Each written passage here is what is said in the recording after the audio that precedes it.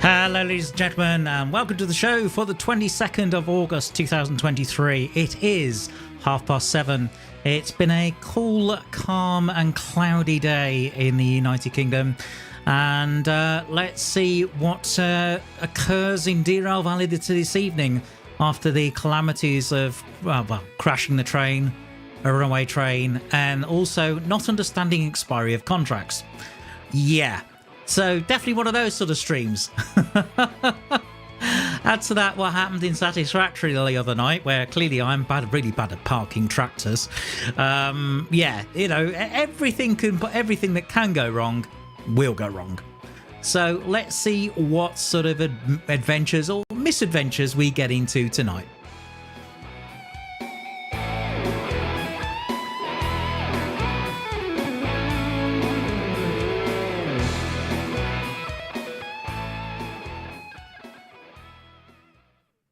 So here we are in Derail Valley, and first of all, a few hellos. Hello to Wolfgang and hello to Rod in the chat. It's lovely to see you both. I know Rod was around last week, although didn't make the stream on Sunday. But you know, I'm sure he was working or something. That's absolutely fine. It's not as if attendance is compulsory. Honest. So, speaking of which, Rod, right now, why am I standing at the back of a tanker? Well, I've just put the end of trailer light on here, and I've actually travelled a little bit back in time to get this job together that I was trying to put together the last time I was on stream. So I have quite a long job. This is about 800 tons that's going to 3 different destinations because I now have concurrent 2. But yes, thunderstorms in Stockholm. So thunderbolt and lightning, very, very frightening me by the sounds of it. But nice to see you here. No dramas this time. Starting on time as I should do, and as I generally do. Actually, I'm on the whole, I generally start at 7:30 or maybe a minute or 2 later, but I'm pretty much on time most of the time. So here we are. All of this is going to get hauled, and the reason why it's called double header is because it is a double header. So do I. I'm one of those people that time the difference between the lightning and the thunder to work out what the distance is. So here we are. We have a DH4 linked with a DE2. So, bit of an odd couple. In fact, I was tempted to call the episode that. But what I tend to do now is... yes, stomach's being very nice today, thank you for asking. Yes, no dramas today, thank goodness. Right, okay, so... starter, please.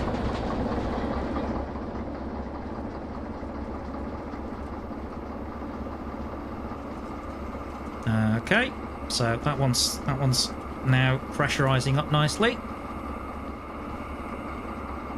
Okay, let's get into the DH4 now. Start this one up.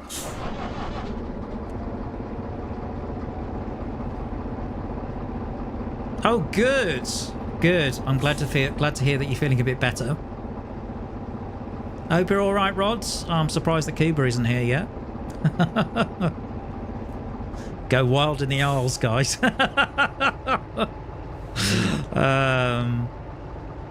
Although temporarily I've dismissed stream elements, it told Wolfgang off when it shouldn't have done, as far as I'm concerned. So we are in Machine Factory in town. We are heading up to Food Factory in town, which is our first drop. The next drop is Goods Factory in town, and then we're coming back down to the steel mill. So a bit of a loop today. To say the least. We're going along that sort of tricky northwest passage, which was really enjoyable last time, and let's see whether we can actually make it in one piece this time. Okay, fair enough, Wolfgang, no problem. I know you were busy flying earlier.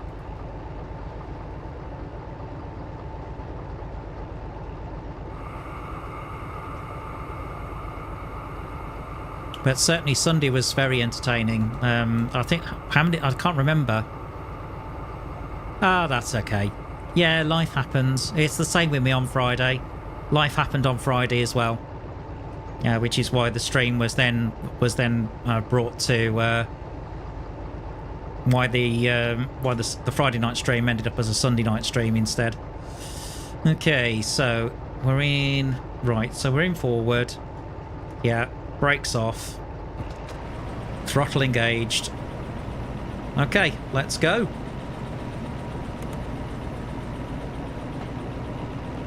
Lights rear would be there. Lights front would be here.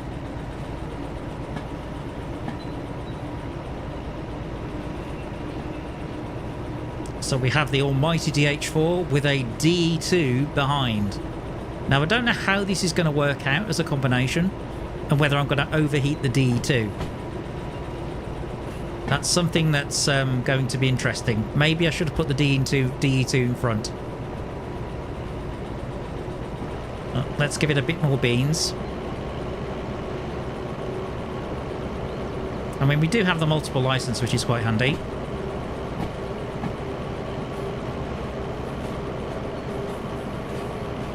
It does feel quite heavy. Certainly taking a while to get going. Yeah, let's go into here. Monitor things. Okay, we're good.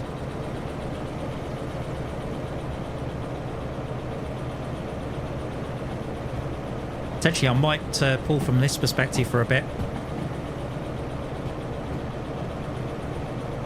Okay, bit more. Should be very interesting. Because it worked out the load was just a little bit too much for a DH4 to handle.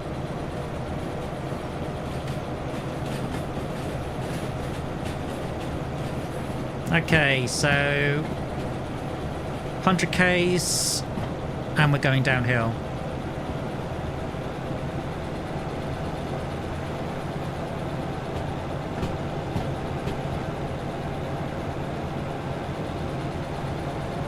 Oh, nice.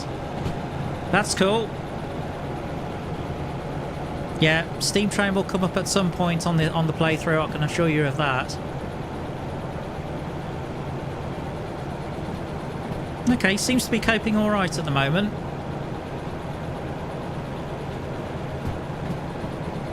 Looks like we're going into the downhill. Let me go back into the DH4 now.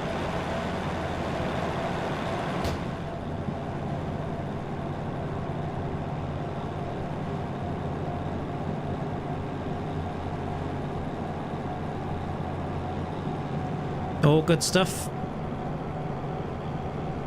I think I've just heard the gearbox change on the DH.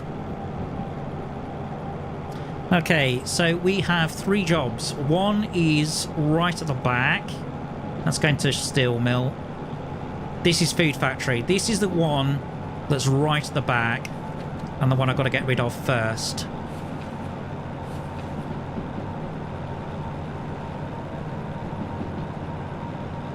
Okay, well, but we're going along at a good clip at the moment.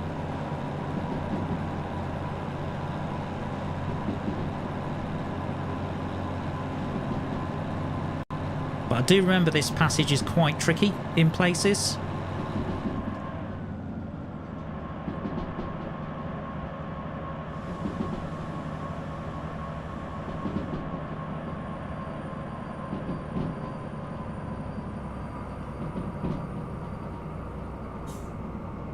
What's interesting is, of course, I've actually got dynamic braking on the DH4 as well, if I need it.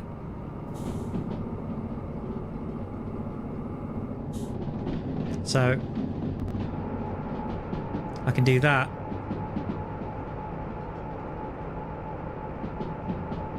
Ooh!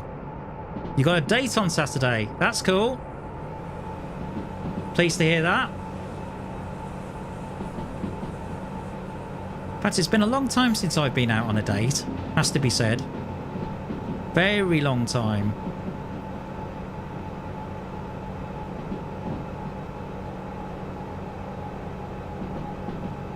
So, best of luck with that. Is it a first date, or is it? Have you met this woman before, Wolfgang?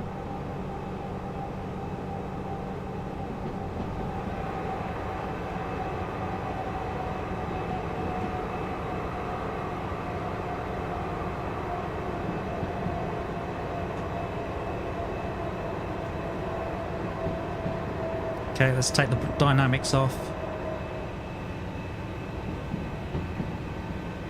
But I hope it goes well. Everyone deserves to have a bit of happiness in their lives. Oh, yeah. Internet dating. Good luck with that. My experience of internet dating has not been great so far. Has to be said. I tend to find that realistically, you only really get to know somebody when you've met them in person. Yeah, we're all rooting for you. Oh my word. Now the question is Wolfgang a good singer? Or does he think he's a good singer?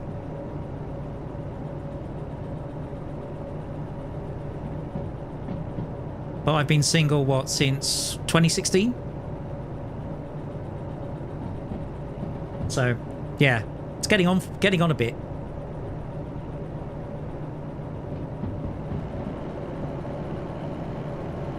Cool. I think there are certain people at karaoke that think they're good singers, but they're not. Or they only think they're good singers when they've had a few beers. Those kind of people. Because because as a musician, there have been certain times where if somebody's singing way out of tune, cool. But there have been times in karaoke where somebody's singing way out of tune, and oh man, it's painful. Although it's actually way more painful if they're almost in tune, but not quite. In fact, one of the things that happened when I was on ships. Cuba's going to kill me, but never mind. But one of the things that happened when I was on ships was the MD. Hey, we've been singing since 2018. Cool, fantastic, good. One of the things that happened on ships is I worked with the drummer who had perfect pitch, and my goodness, I ended up playing trombone with basically attached to there was a pickup, and the pickup was then attached to a chromatic tuner. But it ruined every possible soul and Motown classic you could think of, because the brass always played flat.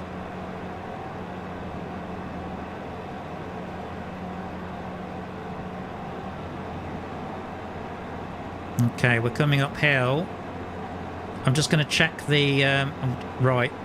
I'm going to check the boy behind. Oh, whoa, whoa, whoa, whoa! Oh, that's not going well. Look at... It's a good job I checked. My goodness, that's definitely not going well. I nearly overcooked the DE2. Interesting combination is right, Rod, sorry. Yes and no. I mean, in my case, I never had perfect pitch. What I had... Yeah, nearly overcooked it. What I had was more of a learned pitch, because the thing is when you play a brass instrument, particularly with trombone, you know, you have to get your pitch is obviously, you're on a slide like this, you know, and a pitch basically get it in tune, and while you've got positions, it could be literally, you know, maybe a centimetre to get it in. I mean, I was playing with big bands last week, and the lead trombonist was sharp, and it was a nightmare, and he was saying, oh, I'm having a real problem with pitch and everything else. So I'm thinking, well, if you pulled out a little bit, maybe you wouldn't. But he's going, oh, my intonation's all over the place. I'm thinking, well, thanks, you know, that helps everybody else in the section.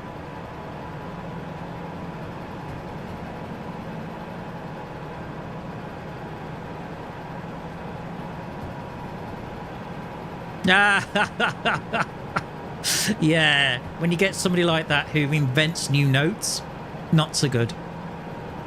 So note to self, if you're putting a DE2 in a double header, it's best to put it in front. Yeah, mainly my pitch is relative. I would agree with you. You know, mine tends to be more like that. Definitely on the climb here. So 60 at the moment.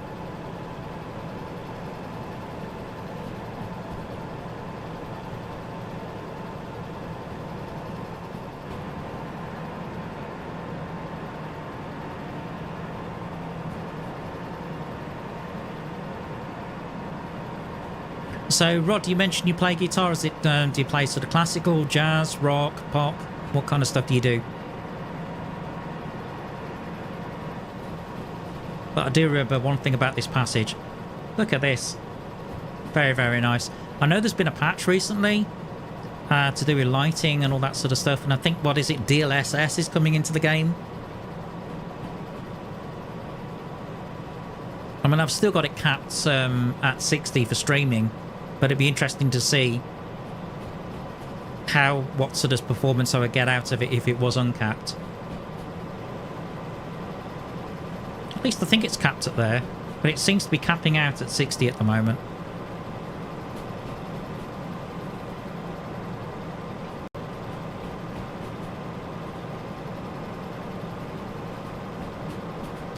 You got the feeling in the spine as when you draw your fingers along the blackboard when he sang. Oh my goodness.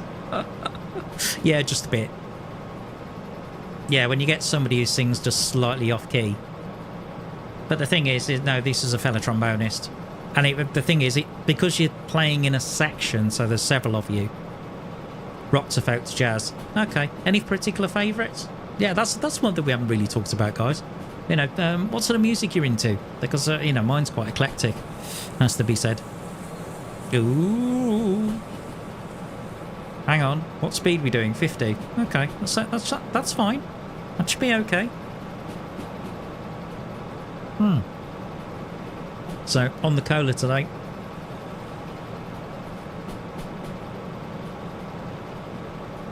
Now, in putting this job together, it took a long time. And in essence, what we're doing, country. Nice.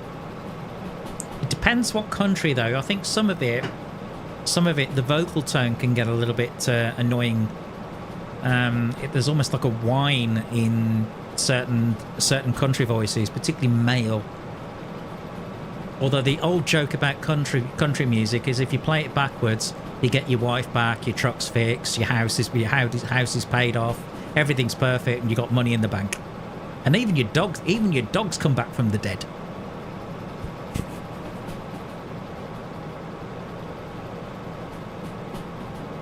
Okay, let's leap back now.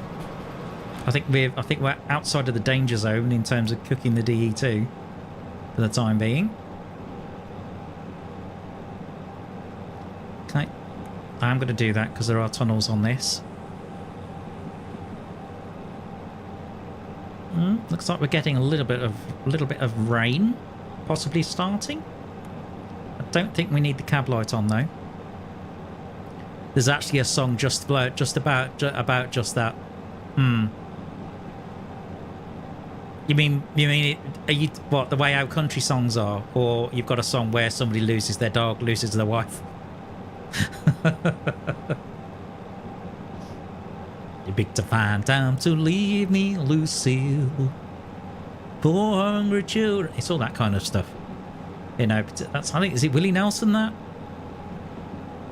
I think the one I always remember is The Gambler. But that's probably because I've played poker in the past. You got know when to hold 'em, know when to fold 'em, know when to walk away, know when to run. Ah, Rascal Flatts. Okay, I'll have to listen to it. You gotta count your money when you're sitting at the table.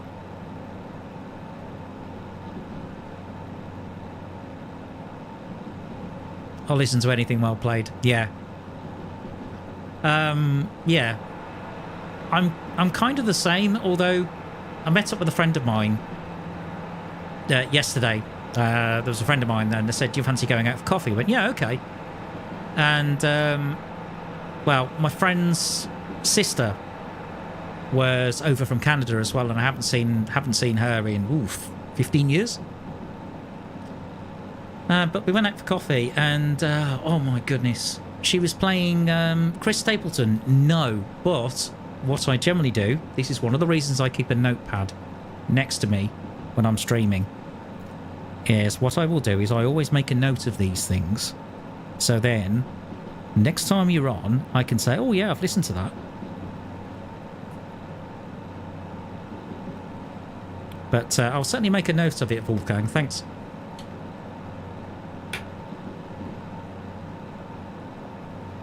Okay, throttle back. Okay, retarder, I think. Just a little bit to get it down to 50.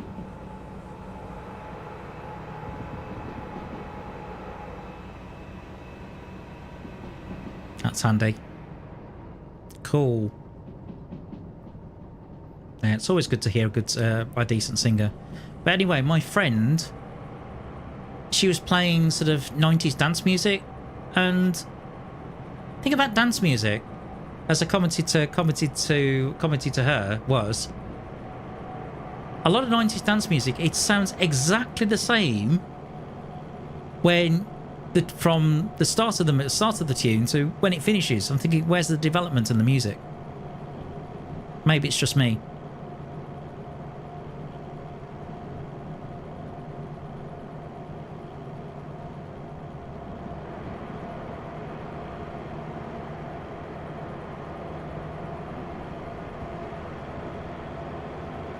Okay, right, I need to check the DE2 now.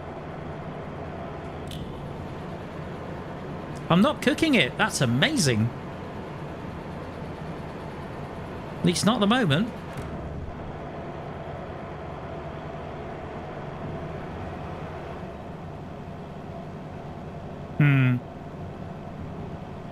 Although, speaking of singers and musicians, there's an Australian fella, and I'll recommend this one to you because as you're recommending things to me, and oh goodness me, his name escapes me. I'll look him up. James Morrison, not as in yeah. There's an Australian multi-instrumentalist called James Morrison, and he's brilliant. In fact, if you search on YouTube for Snappy 2, and that's T-O-O in spelling, you'll find what you will find is you will find a piece where he's actually recorded all of the instruments for a big band, so except for the drums. So he's played the bass part, the piano part, bass, piano, drums, all the sax parts, trumpet, trombones, and with full solos and all the rest of it. Absolutely superb. Why am I seeing brake pipe flashing? Ah, that would help.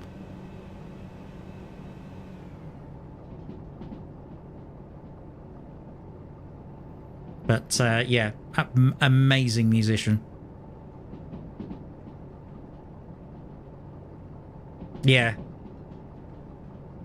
He's incredible. He hosts a radio program on BBC Radio 2 here.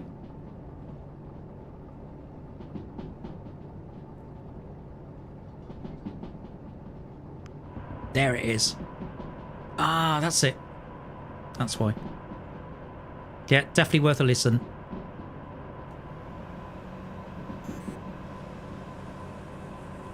A little bit of break around here because it's 50.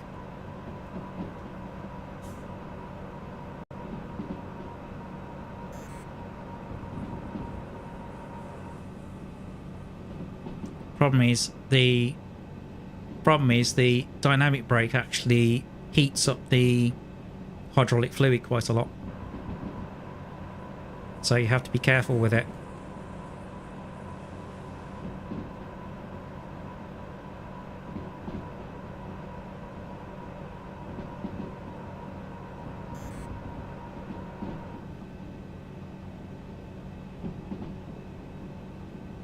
Okay, right, so we're coming into a 70. I do remember this part of the map's quite tricky to get. Quite tricky. Speaking of map, where are we? Okay, we are coming up to Food Factory. We're coming up to our first delivery.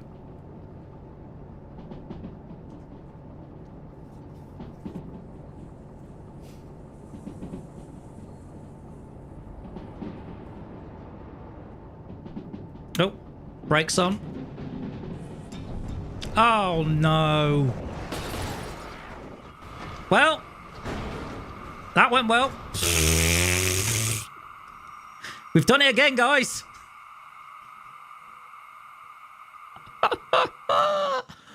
Oh dear.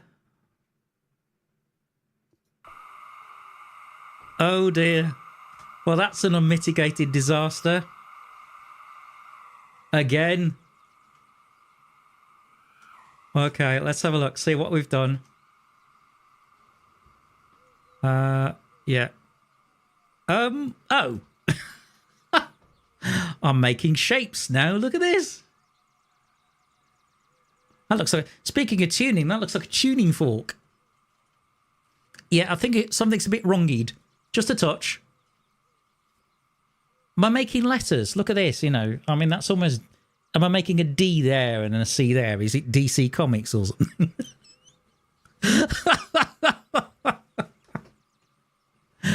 Oh. Oh, dear. I saw the 50 and I went, right, I'm going to try and slow down, but no. Okay. So... This is where I'm going to do a Craig David. Rewind. With the crowd say ball. Selector. Okay. Low, please. 1951. Okay, so 7 minutes. Yep.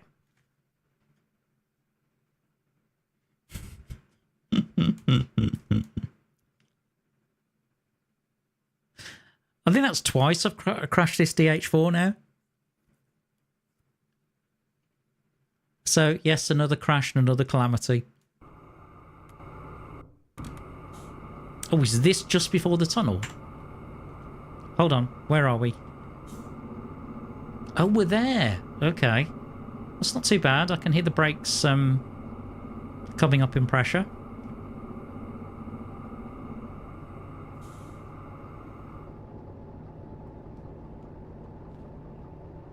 Okay, let's have a look. Lights front. Lights rear would be this. Lights front would be this. Okay. Right, train brakes on. Into forwards.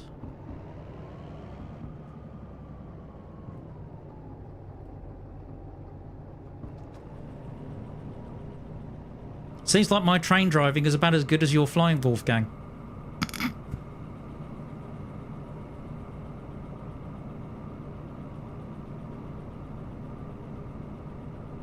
Okay, brakes are coming off.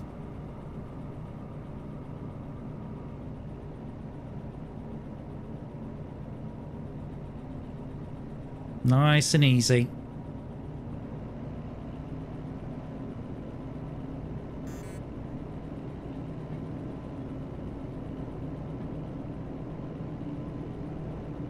Ah, now. I'm getting a red light on there. Hold on. Is this to do with you?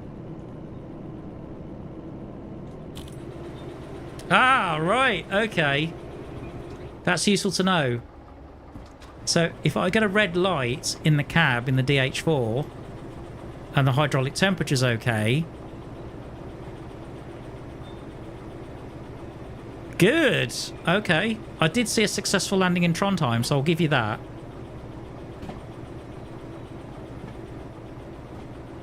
And you didn't crash in the stream before. Oh, brilliant. Well done.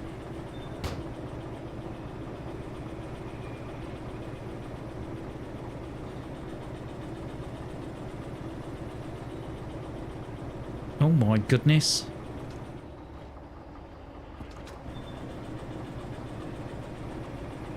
Well, this could be a problem, people. Look at the temperature on the DE2 and look at the speed we're doing.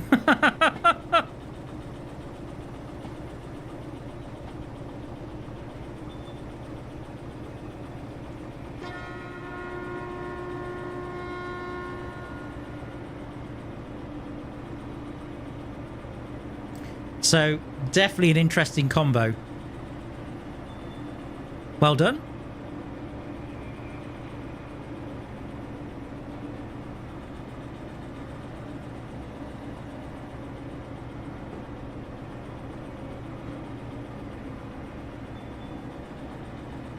Anyway, meanwhile, I don't know if you caught my community post, but things in Satisfactory are definitely getting serious.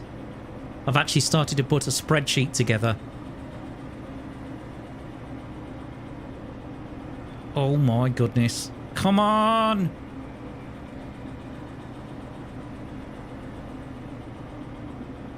This is less about the DH4 and this is more about the DE2 at this point.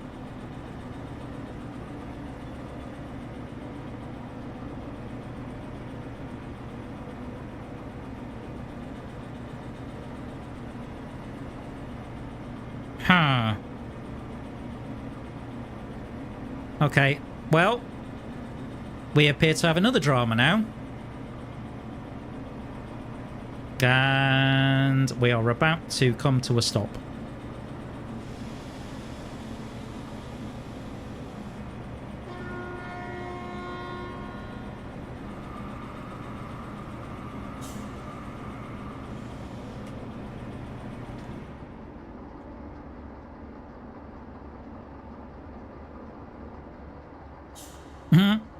That's when you know, yes, absolutely.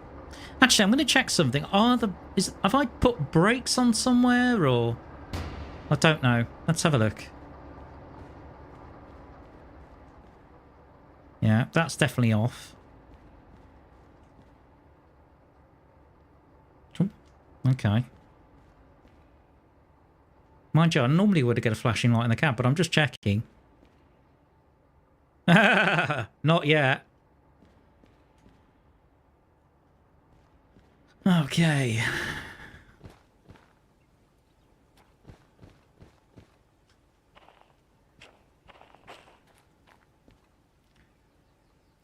So, crash the train. Only to end up on an uphill grade. Decent length as well, this thing.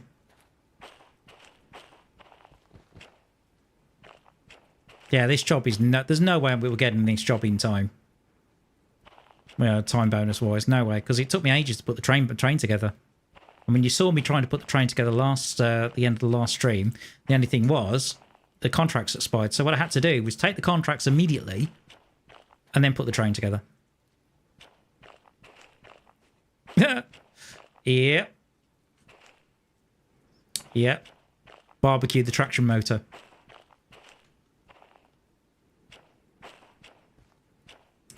I'm half tempted to temporarily switch off the DE2 and just see if the DH4 can pull it on its own. I know, dangerous because it's rated for 750. Okay, yeah, brakes are definitely off. Okay, so it isn't that.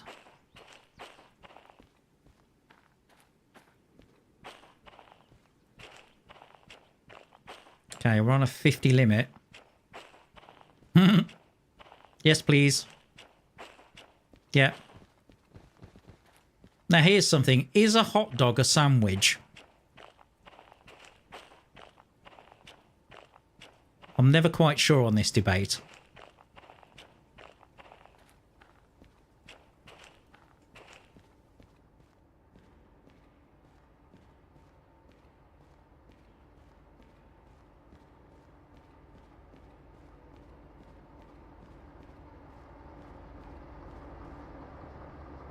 Right.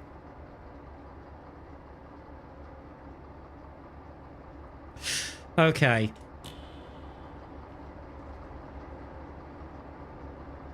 So traction motors have cooled.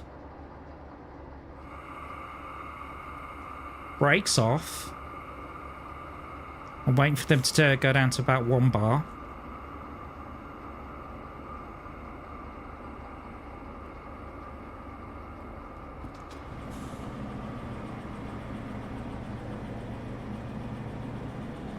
Okay, that's stabilised it.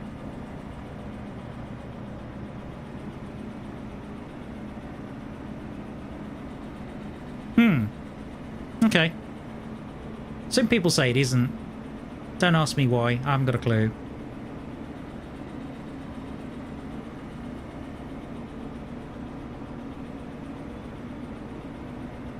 Give it a little bit more throttle. The main thing is getting this moving.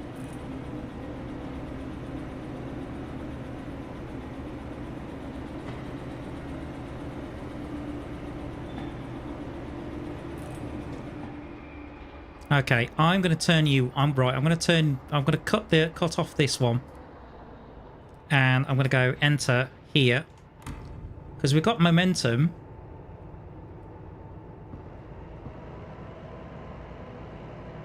Let's see where this will pull.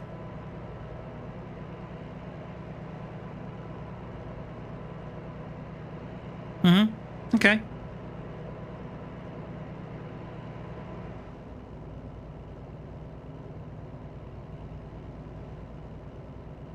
So brakes are definitely off.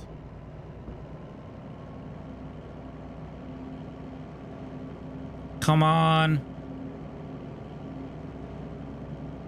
This is down to the mighty DH4 now. Can it pull 810 tons? And get it moving.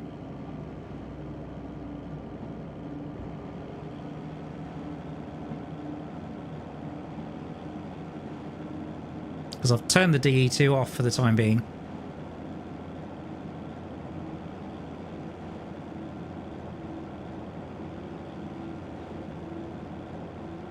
Yeah, I suppose so. Hamburgers, bacon, lettuce. Yeah, it can be. That's if you have lettuce on a hamburger. Never been a fan of lettuce.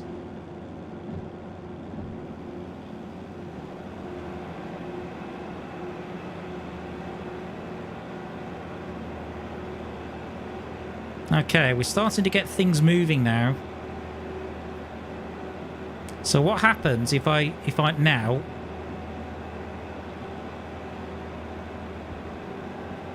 more?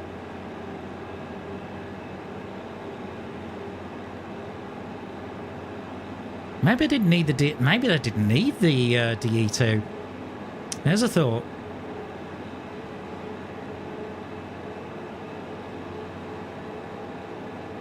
Look at this.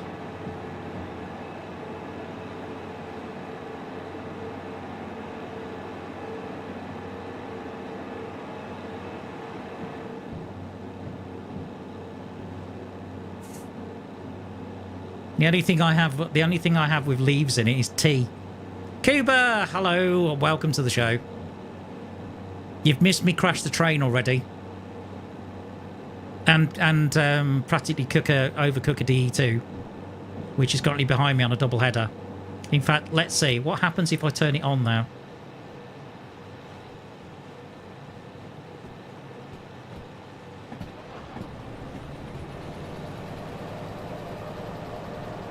All right, let's get this moving.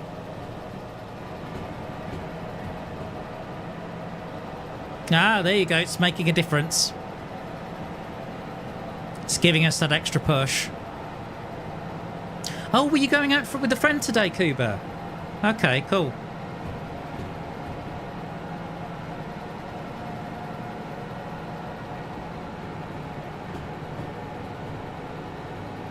It was just getting the train going. That was the hard bit. But yeah, the DE2 is cool. Where did you go? What did you get up to?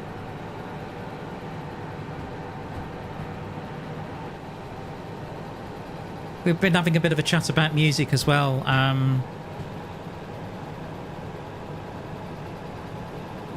Yeah, don't forget to brake this time. Yeah. Yes, boss.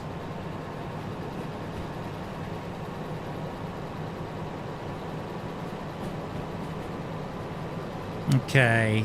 So yeah, the DE2 does make a difference. Once you get things moving, absolutely. But I think the advice is that if you try this combination again. Oh, cool. Right, okay. What racing games, like Gran Turismo or?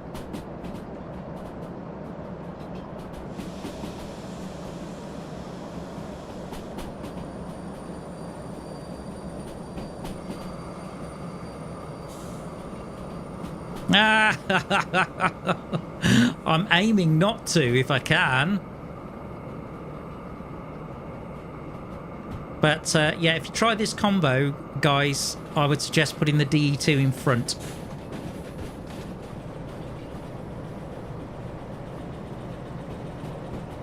Generally speaking.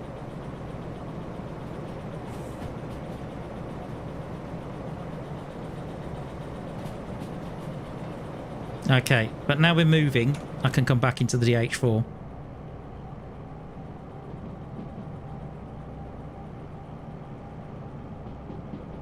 Yeah, I was just coming up to Food Factory. And, yeah, nasty crash.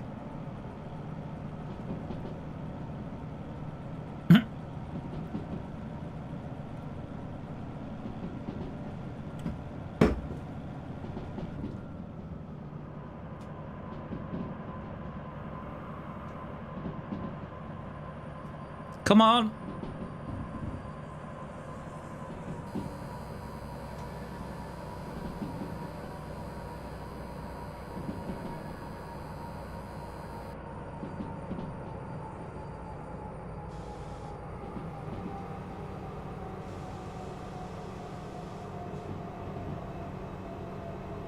Yeah, throw all the brakes out.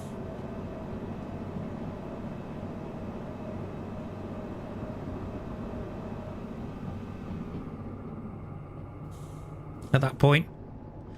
Okay, cool. 3:40 a.m. My goodness. Well, hope you have a nice, peaceful sleep in Sweden.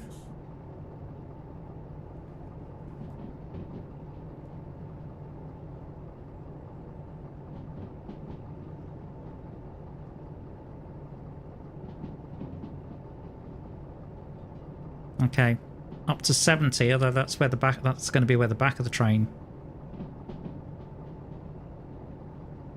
Okay, 70 now, that's fine. I could just let the weights just push this train down now. 60.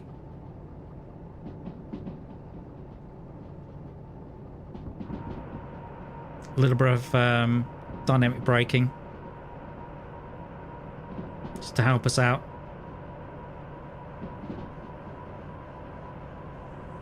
And a bit of train brake as well. Lots of train brake. This is where we crashed before. Not today. Not again. Thank you very much.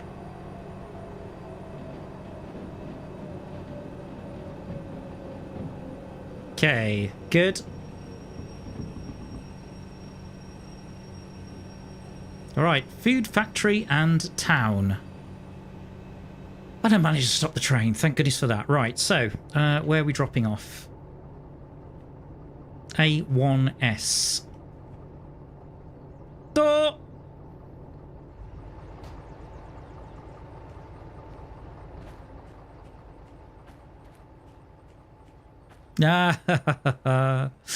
Oh well.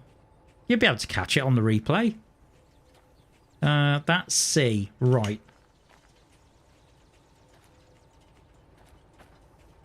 Yeah, I know. I caught you out. Right, let's have a look at the map. So, station map. We are in double F, so very loud. We're in very loud, and we're trying to get to... No, not that one. A1S.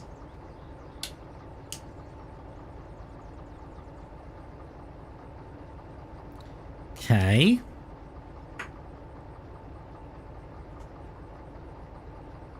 Right, Food Factory. Where's A? Huh? There isn't an A. What? Okay, I'm stumped.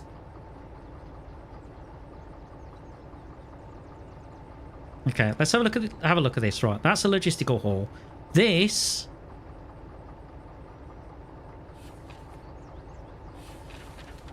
A logistical haul from goods factory in town to food factory in town.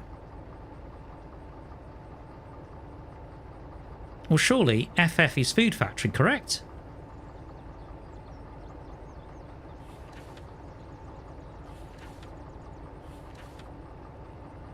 A1S. Station map. Food factory. Where's A? People?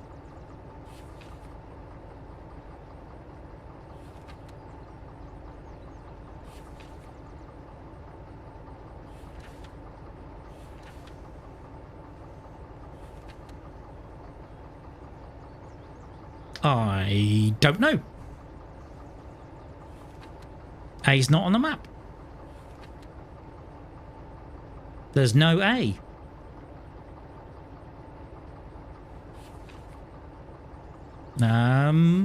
We have a problem.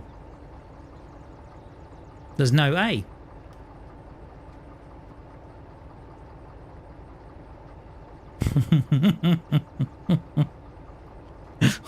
Great. Look, where's A? Come on, game. Where is A?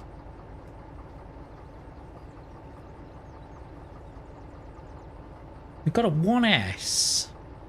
Oh, hold on. 1S. I wonder. We've got the 1S sidings.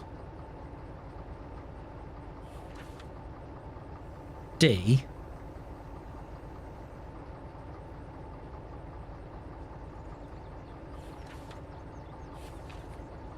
No. Not giving me any clue at all.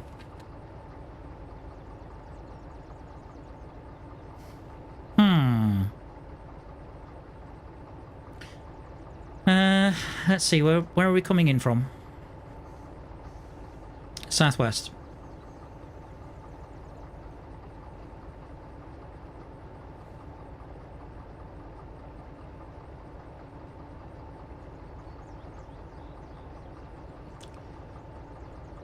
Right, southwest. I would suggest going through and then back.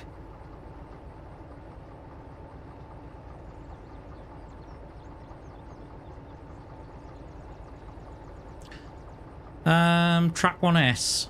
Oh, I see what you mean. Yes, now I get it. That's a little bit confusing.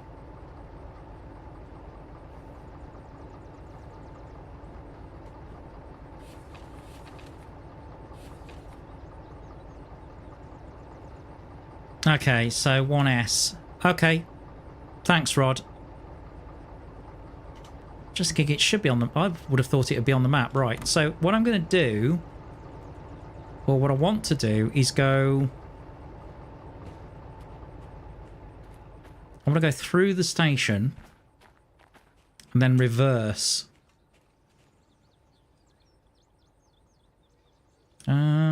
Yeah, let's crank this one over. So let's go through the station and then reverse it.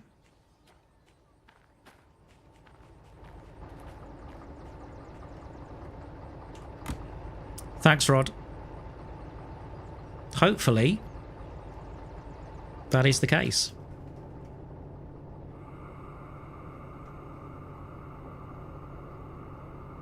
As he releases the brakes. Now then.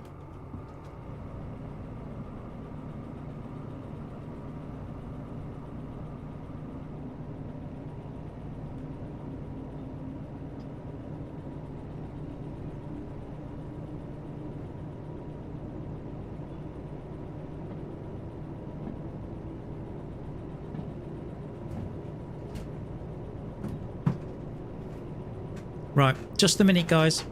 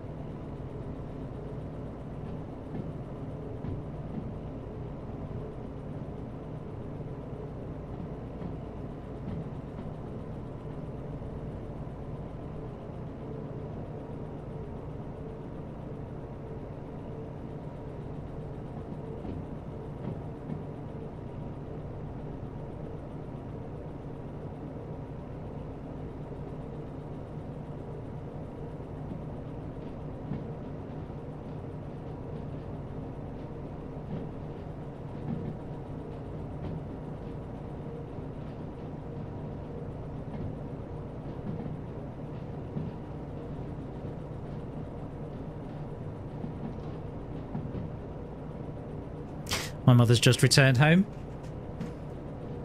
So she's just asking me, just having a little bit of a catch-up. But I'll be able to have a bit more of a catch-up at about 9:30. Okay, so the plan is I'm going to come through like this and then reverse it in. To be fair, it is a tricky game to play. It's, you know, there's the, and I really like the level of simulation they've put into this. Wow, it's 30 coming through here. Satisfactory, right? Okay. Well, I know at some point we'll be doing D&W and myself. We're talking about having like a proper sort of how-to explanatory series to do with Satisfactory. In essence, Satisfactory is basically building a massive factory on an alien planet. So if you've ever played Factorio, it's a similar idea to Factorio. Realistically speaking.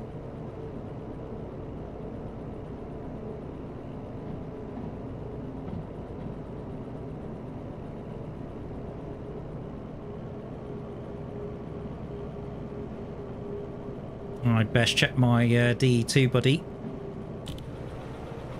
as we're going quite slow.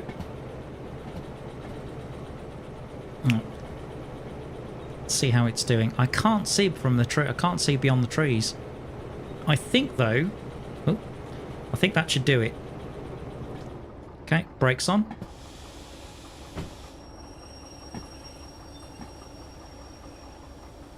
At least this game is fairly straightforward to understand. But yes, with Satisfactory, as you may have seen, Cuba, there is a post on there where I've actually I'm refreshing. I had an Excel spreadsheet or a build of the game that's a few updates past, and now I'm doing a new build of the spreadsheet. Right. Okay. Well, that looks about right. Almost. Because I need to... not quite. I'm a couple of wagons off. Darn it.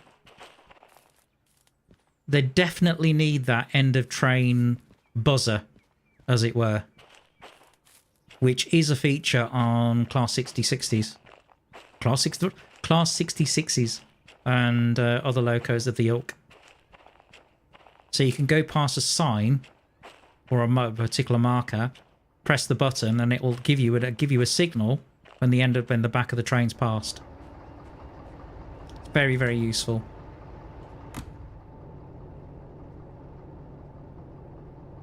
Okay. Certainly in the newer locos, I think that would be really good once you unlock something like a DH4 or a DE2 or the DE6. Okay, so just need to get this going now. Just wait for the brakes to come off.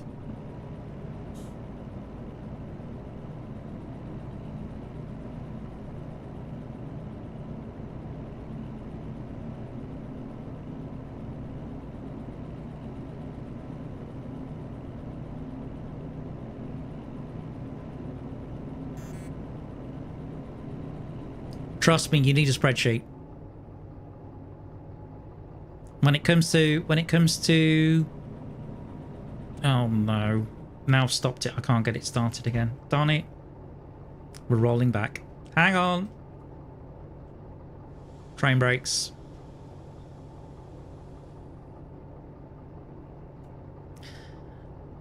Right. Okay. The reason you need a spreadsheet is because it's basically it's a supply chain to do with the factory processes. So you get into a point where, I mean, we've currently got unlocked. We have the smelters which smelt raw ore and turn those into ingots. Then we're going into constructors, which will then turn those ingots into something else. Then we're going into assemblers. The next level will be manufacturers, which can take up to 4 items. And the thing is, in order to make sure that you can make what you want at the end of it, you've got to make sure that you have enough of materials.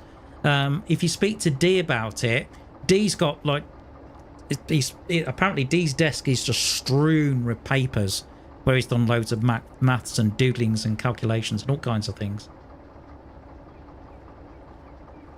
So I'm not alone, and there are people that do that. All right, cut the fuel off.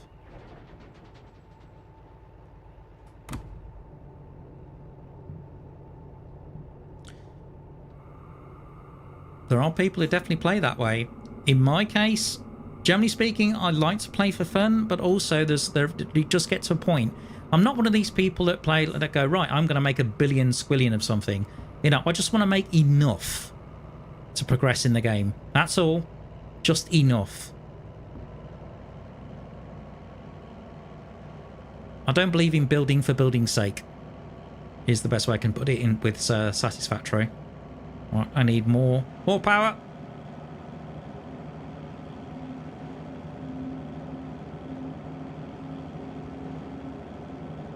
I don't know. The factories in Satisfactory get very, very complicated. They really do.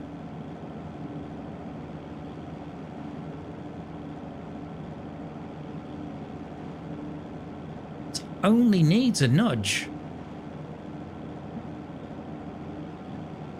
Okay. Brakes on, throttle off. Let's have a look. Okay, door.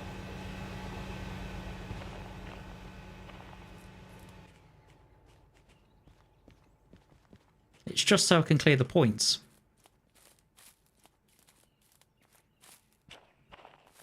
Because all we're unloading is these tankers at the back. Just. Literally just. Okay, so we're saying A1S is up here.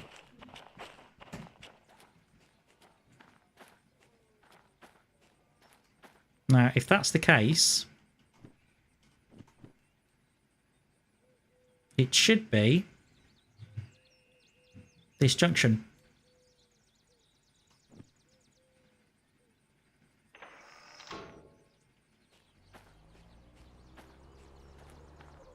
Well, hey! Genius!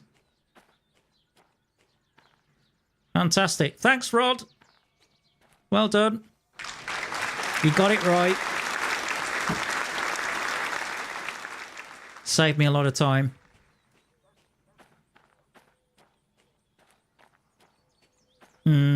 Yeah, but you've already seen how big the factory's going to be that I'm building at the moment. Although, to be fair, I haven't played Astroneer, so I can't comment. Right.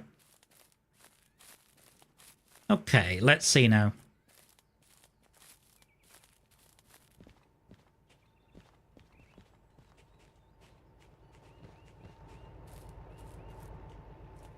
Okay. Let's...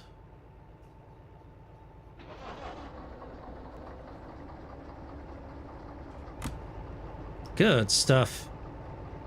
I must admit, when you first look at the map, though, you think, huh? There's a 1S, but there's not an A1S. I think you can see my confusion when you were looking at it, though. Okay, so I can actually let the hill do the work a little bit once the brakes come off.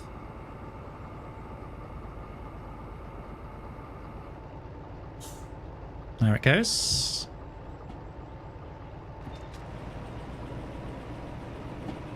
I think so too.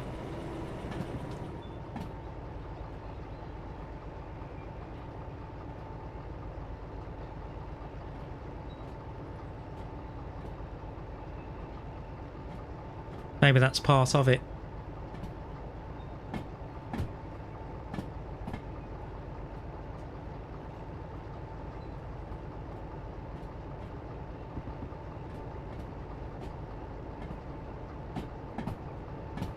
Just introduce a little bit of dynamic.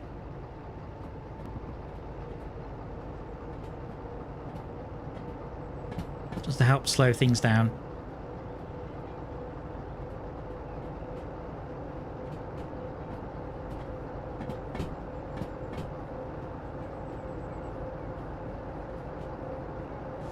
Although dynamic brakes are not so good at lower speeds. They're much better at higher speeds. Oh, what the hell happened there? Okay, that was weird. But okay.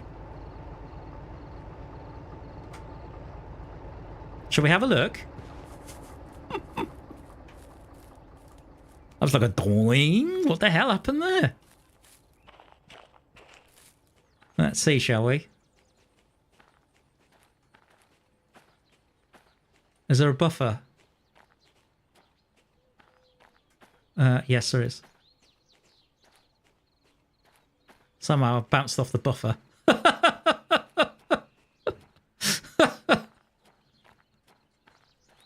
I've bounced off the buffers. Anyway, that's in A1S. There's no two ways about it. Right. Okay, so we can take the end of trailer lantern. Thank you. Pocket that. All right. Okay.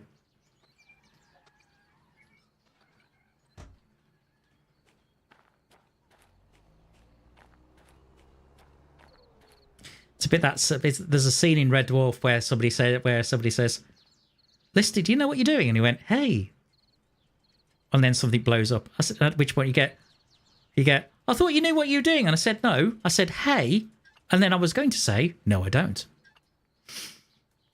Right, hit me with your swizzle stick. Right, so that's the first job. In. Right now, find the station. Oh, that's handy. So it bounced off the buffers.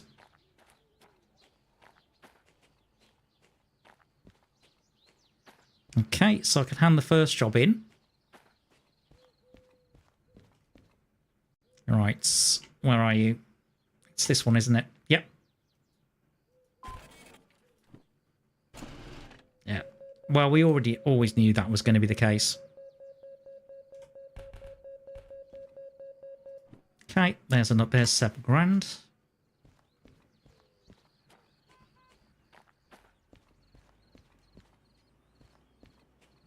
Okay, so that's done. Right, next job is these boys. These boys are going to goods factory. So what I need to do now, hold on.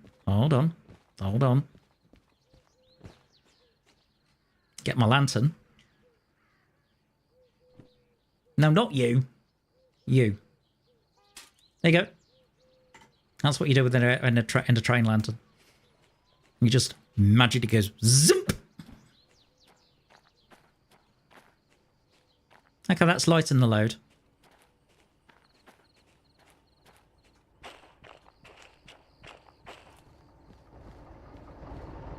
Yeah, of course I know what I'm doing. I'm a professional. Right. Okay, onward and upward, and it looks like it's getting dark as well. Okay. On top of that, in fact, what time is it in Derail Valley? Nearly 6:45. Nearly 6:45 Valley time in the evening. Okay. Brakes off. And here we go. Hint forwards. Actually, throttle.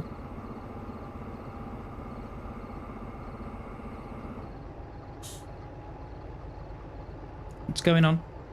I don't know. Hang on.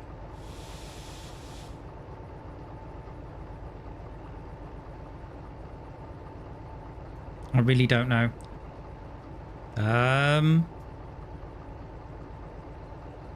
Just a second. Let me jump into the other one.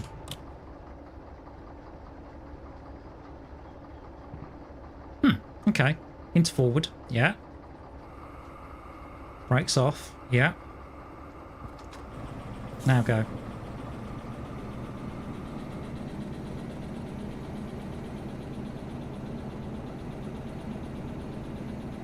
Oh.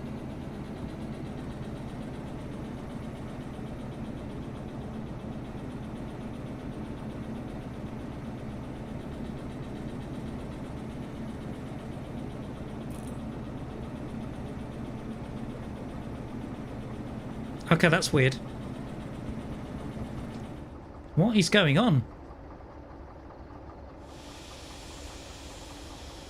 Why are you proving to be a pain?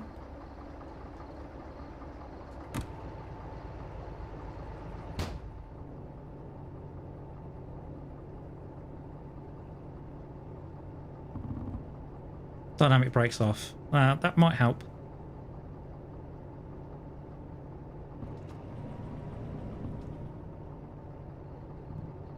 Okay, into forward.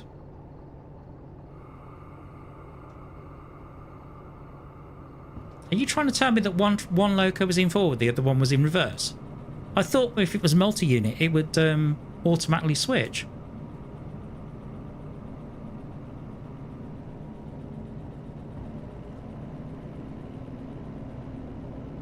Okay, seem to be getting moving now.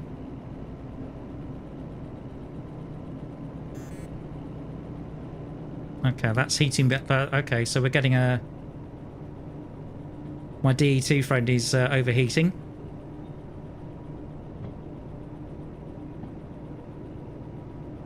That's what that red light is telling me. Oh, it's getting critical.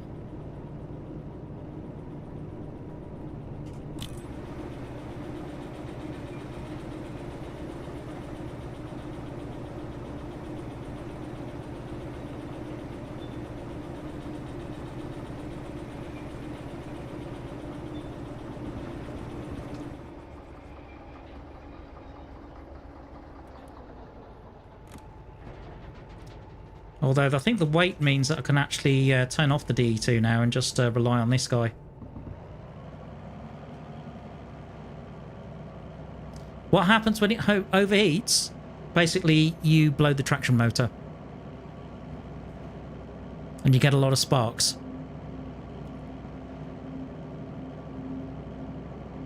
So initially you'll see a lot of smoke. And then eventually it'll blow the traction motor. Which I've already done once on this playthrough. Has to be said. But the thing is we've actually dropped off some wagons. So in theory, I should be able to get this train moving without it.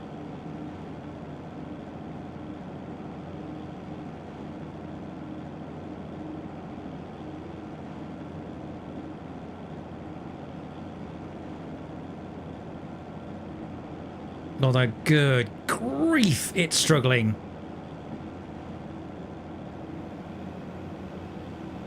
I know it can always happen again. Right, okay. Now we need some DE2.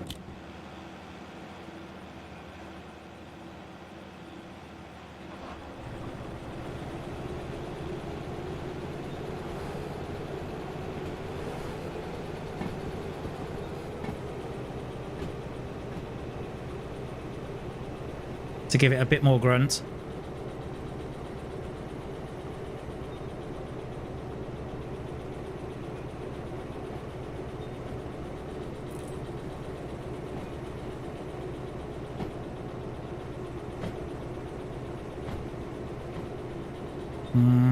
I'm not sure about this combo, guys.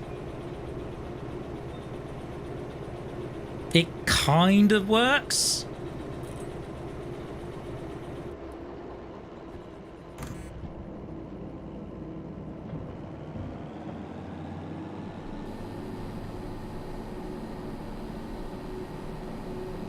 I'm giving it all of the beans now. Come on. Full beans on the DH4. Just to try and get this thing moving. It's quite a steep gradient. Or it feels like it. Either that or I've got a lot of weight going on.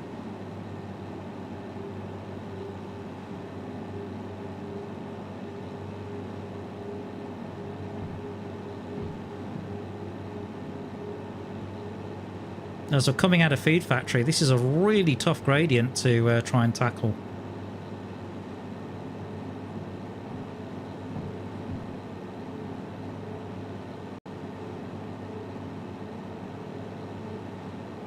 It is dead weight at the moment.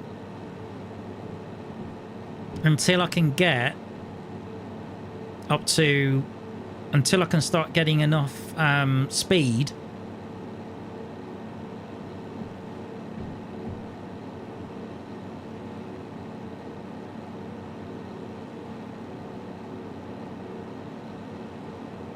I mean, look at it, you know. That's a 2% grade, 1 in 50.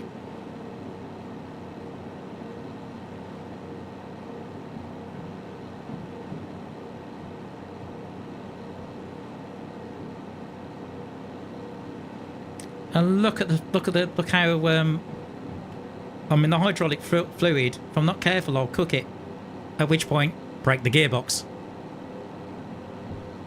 So, yeah. But the speed is coming up.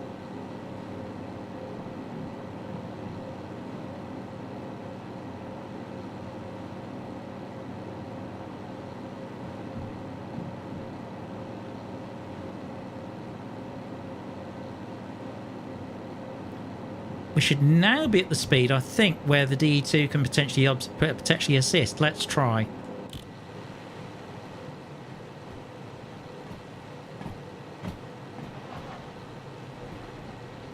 Come on.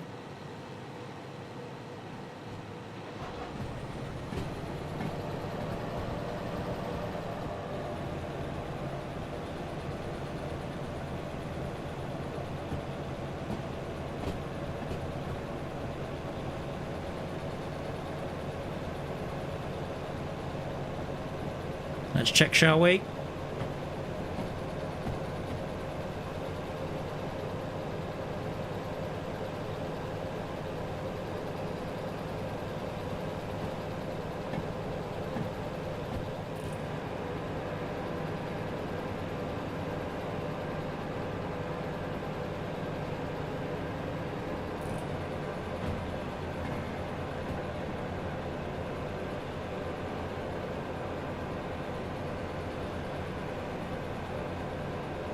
Just need that speed to come a little bit higher.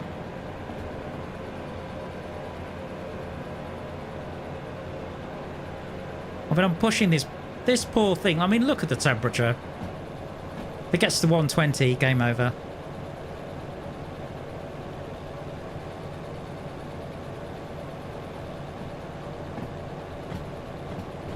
But this is 2% is 1 in 50 coming up here.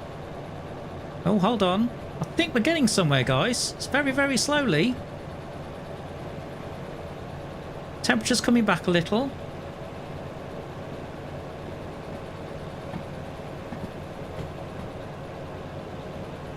Yep, the combined tractive effort.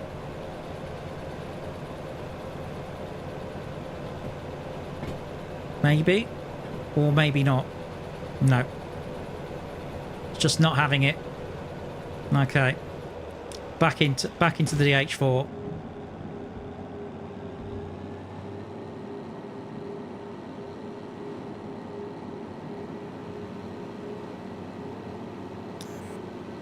So yeah, DE2 is definitely dead weight at this point. It's fine once you get it moving, but it's getting it moving up to a certain speed. So perhaps I think about 30 would be correct.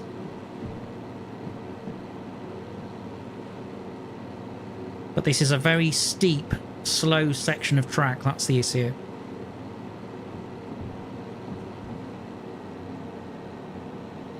The Russian sleep experiment. No. But I have a feeling you're going to tell me.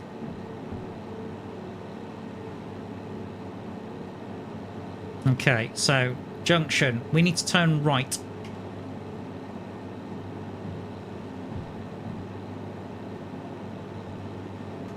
At which point we should start going downhill.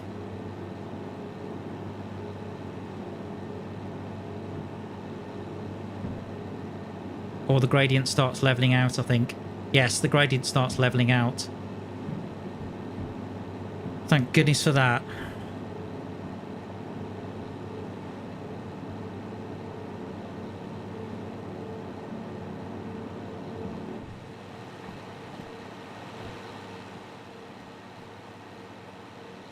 There we go. That's the train.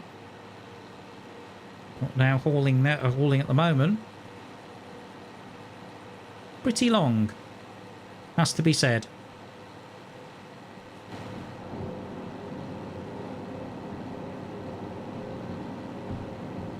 Yeah, we're going to end up with a downhill grade, so we're going to have the opposite problem soon.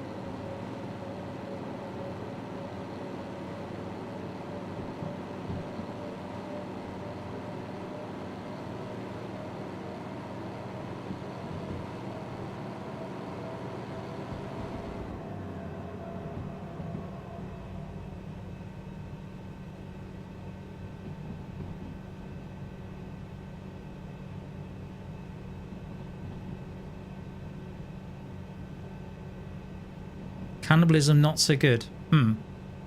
Is this a board game of some sort?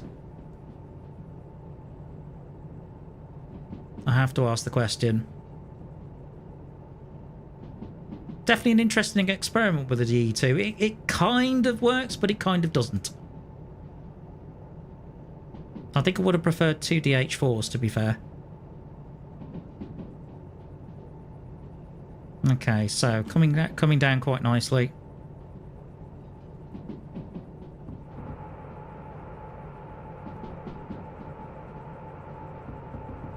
Bringing in some dynamic brake now, just to help control the speed.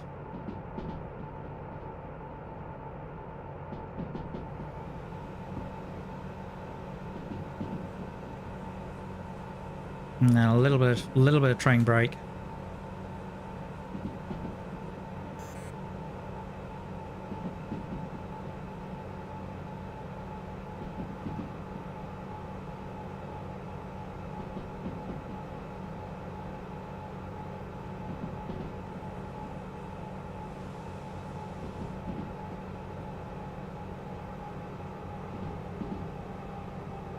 Okay. And now it's a case of hauling through the night.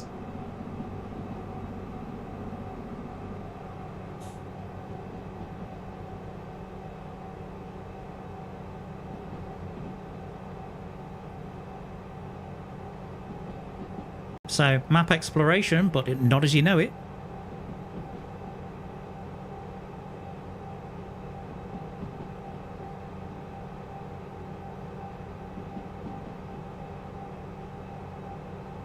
Ah, now. That's all well north. We need to go right.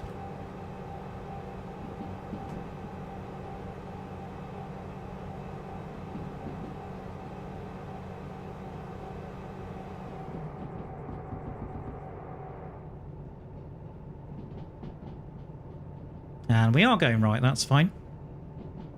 And speed limit comes up to 60, so we're good. So now it's rolling. I can actually go back to the back to my DE2, turn it back on,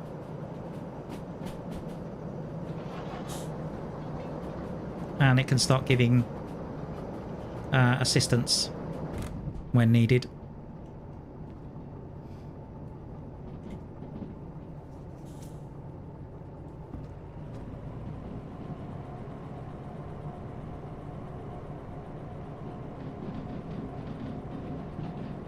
Yeah, we're now on even ground, so...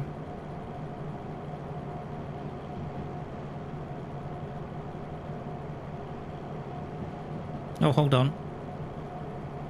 Oh, this is good factory. Hang on. Hang on, throttle.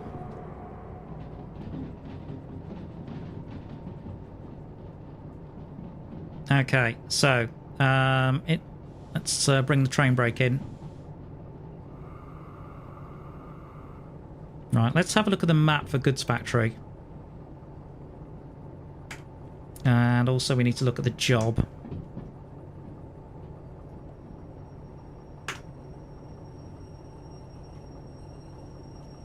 Okay, so this is the job for goods factory. I'm going to lose another 99 tons here. Okay, so this is coming in D1S.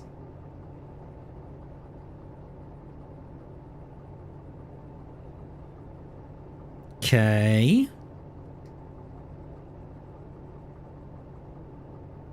So, let's have a look. Station map, please.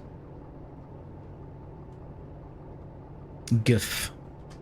Let's have a look at Guff.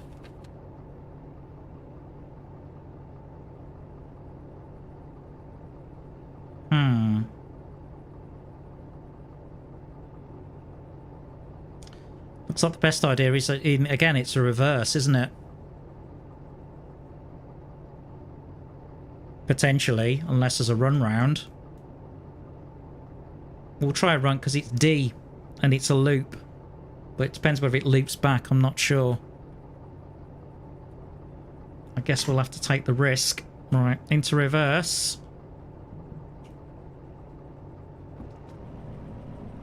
Brakes off, here we go.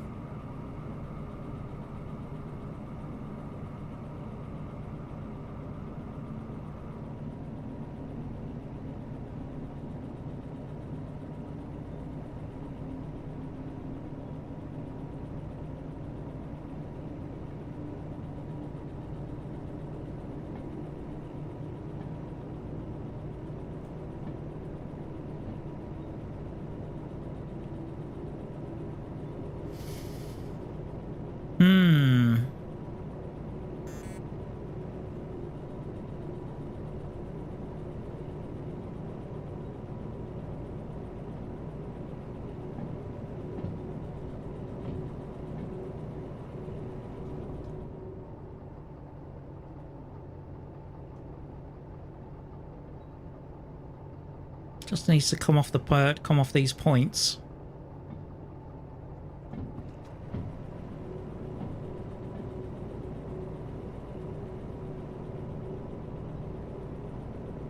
Found out, right, you've just found out something even worse than normal NPCs. Okay.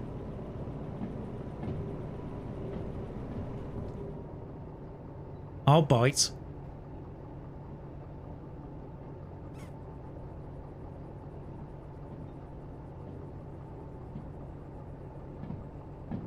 Go on, Cuba. What is it?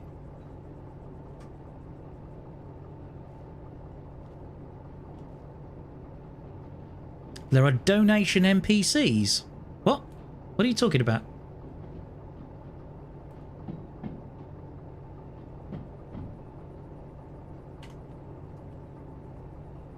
Okay, let's switch that across now. Brakes on. Okay, do explain. Do enlighten ourselves. Do enlighten the rest of us.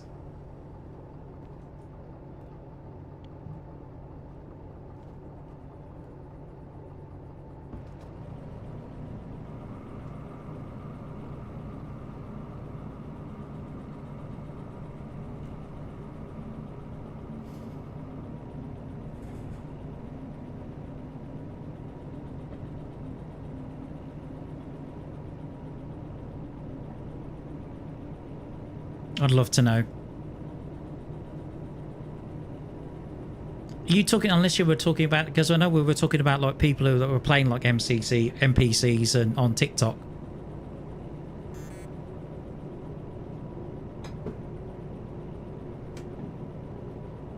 We're waiting for the answer, Rod.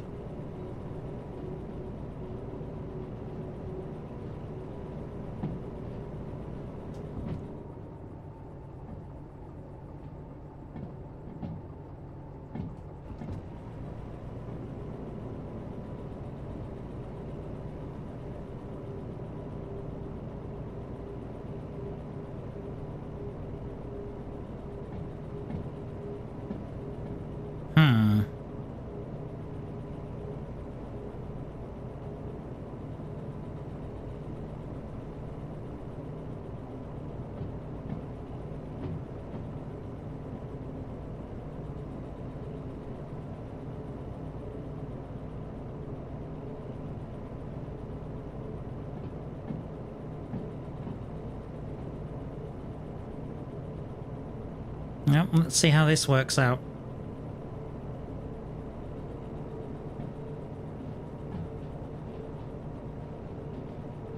Oh, another plus gradient.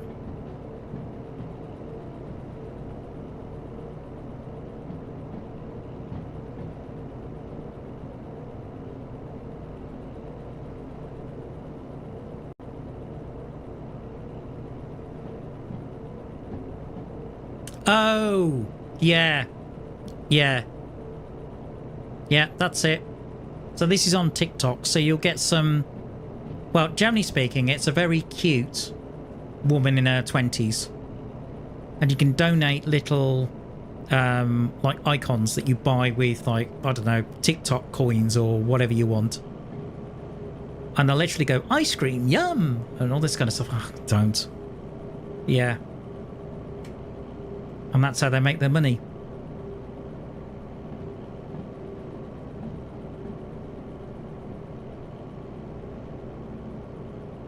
No, I don't get it either. Although, the thing is, a lot of these cute girls also have OnlyFans accounts. I wonder. And of course, what they're doing on TikTok is completely available to... I don't know what the minimum age is for people on TikTok.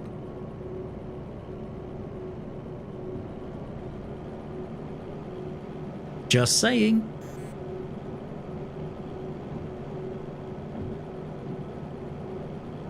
Okay. No, Cuba, I wouldn't. No, I don't really want to advertise that kind of thing.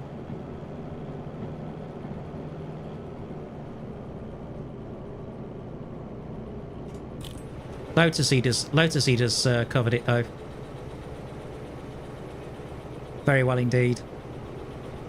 Podcast of Lotus Eaters.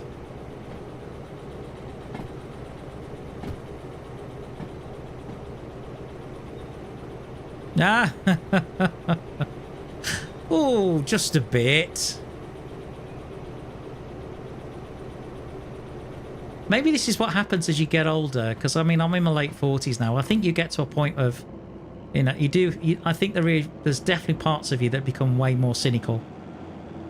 And I think there's also parts of you that that don't care so much about what you say to people to a certain degree. I mean, I was, you know, when I was with my friend yesterday, they were talking about getting a narrowboat. Now, the last time they got a narrowboat, it didn't go too well, to say the least. Basically, it was a second-hand narrowboat. It sank. At which point I quipped, right, are you calling this narrowboat Titanic 2, are you? And all that kind of stuff. But also, my friend decided it was a good idea. Yeah. My friend decided it was a good idea to take it along a canal where there wasn't much water on it. Need I say more?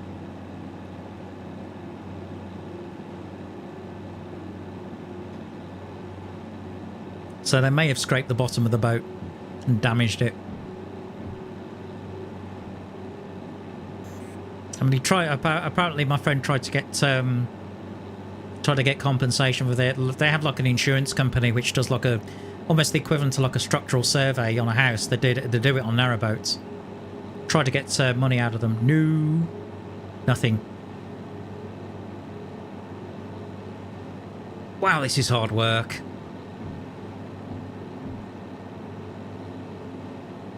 Thing is we've got 590 tons of scrap metal. We've then got another 100 tons of a logistical haul. That's 690 tons, plus the weight of the completely useless DE2. So this is pretty much maximum for a DH4 right now. But I can see the lights of goods factory ahead of us. Now I'm hoping it's a loop. Because if it's a loop, then we can do this.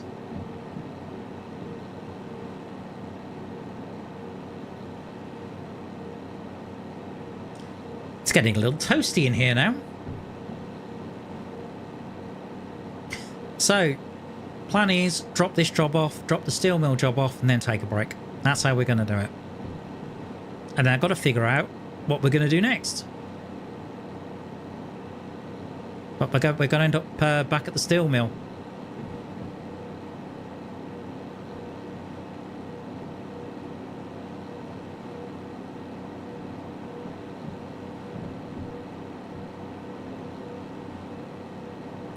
Well, we're going 20 kilometers an hour at the moment. But yes, Because apparently, I've read up on this, the maximum pull or the maximum load a DH4 can do, 750 tons. So that would explain it. You don't think it's a loop? Right. Okay. At which point we may have a problem.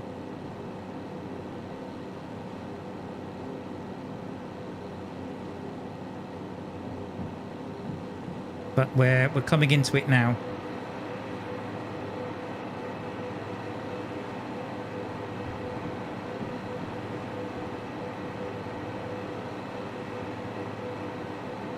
Ladies and gentlemen, welcome to the goods factory in town.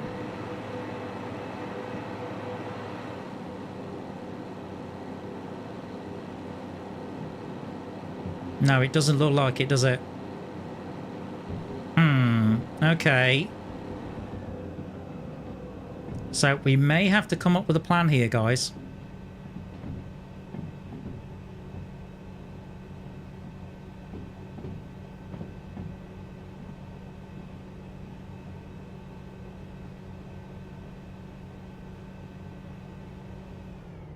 What's the worst thing you've seen on a cruise ship? Probably that big storm I told you about, Cuba. But yeah, okay. Cuba's already knows this one, but I will tell you this story. The rest of the chat, because it seems to be a bit of a... Okay, got you. You can turn right, loop round, and top and reverse. Okay. But yeah. So as it's a bit of a tradition on a Tuesday, so this relates to a story one of the runs we did. Oh right, hang on. I think I may have needed to turn right there, but we'll see. I think I should be able to run through. So I'm having to concentrate a little bit. No, I should be able to go. I should be able to go around. That's it. All right. Yeah. So one of the runs I did was New York to Bermuda. So it was about 36 hours. It was a 7-day cruise, and it was 36 hours sea time there, 36 hours sea time back. And when we got to Bermuda, the ship was a floating hotel. It just berthed alongside Hamilton. I think it went up to the north side of Bermuda as well, but pretty much that's what it did. And at the start of the season, at the end of the season, it was pretty rough. I mean, they're basically the swells, which is basically the size of the waves. At the start of the season, 15 feet. Now, the draft on a ship like that, on the ship I was on, was 30 feet. Now, that's the amount of the ship that's actually underneath the water. Okay. There was one storm we came back, 85 mile an hour winds. I think it was sort of like 80 mile an hour winds and 30 feet swells. That's probably the worst thing I've seen, and it's probably one of the most frightening experiences as well. Particularly when the bow's coming clean out of the water.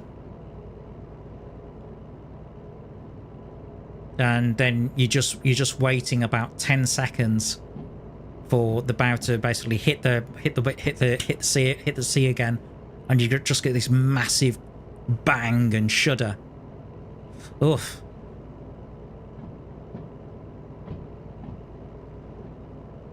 But the anecdote to that story was we arrived in New York safely. You'll be pleased to hear. And I even ended up playing the show, playing one of the shows that night. People wise, depends what you mean worst. People wise, but the antidote to that was, I mean, I've certainly seen people be sick and all the rest of it. You know, that happens. But no, we ended up playing the show, and you know, literally the musical director was kind of catching cymbal stands as he was playing. I was about as green as my bottle green uniform jacket. Okay, I'm going to stop the loco here.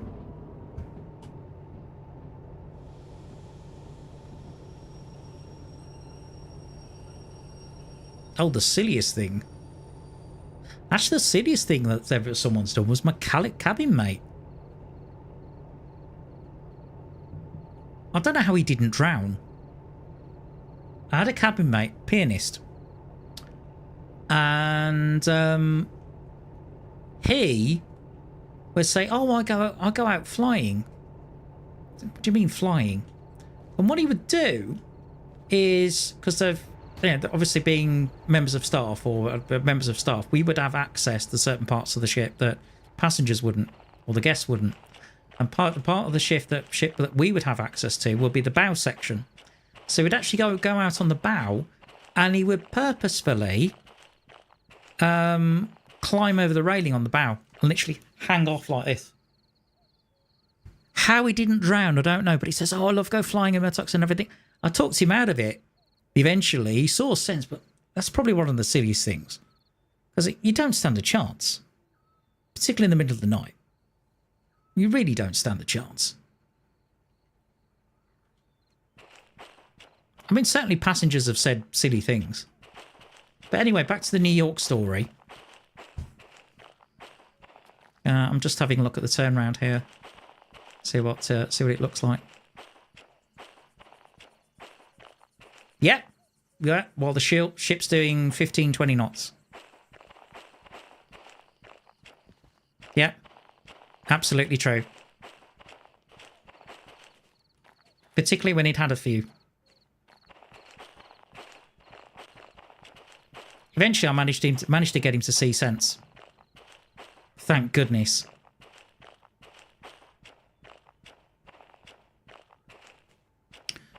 I'd like to do some form of run round here, but it's whether there's a spare. Ooh, there is. Okay. It's not the fastest I've been on. Fastest with a QE2. That was 28 knots. But it's still going at a fair pace. I mean, 20 knots is what? 23 miles an hour? But it's at sea. So, you know. That's the thing. Right, where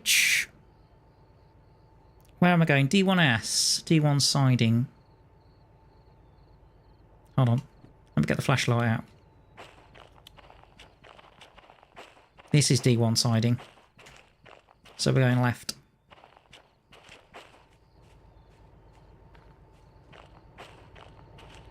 Anyway, back to the New York story for Rod's benefit. So we're coming to New York. We arrive safely, and then I come back, and I'm sitting in the staff mess, and I'm sitting with guest relations, which is kind of like hotel reception. Sometimes it's called the purser's office. And I asked whether anything unusual happened, and she said yes. There was a guest that actually wanted calls refunded, shipped to shore. I said, okay, fair enough.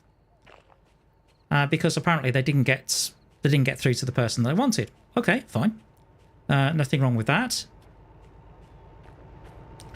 But then apparently on the night of the storm, they'd made ship to shore combo calls to basically 911 in New York. And their arguing was, they said, I rang cabin services, I didn't get any answer. I rang guest relations, I didn't get any answer. The ship was rocking about, we're in the middle of a storm, and I wanted to know what's going on. So I rang 911 in New York to find out. Yeah, go figure. As if they're going to find out. Okay, here we go. I think what I'm really tempted to do is when I do get this load in,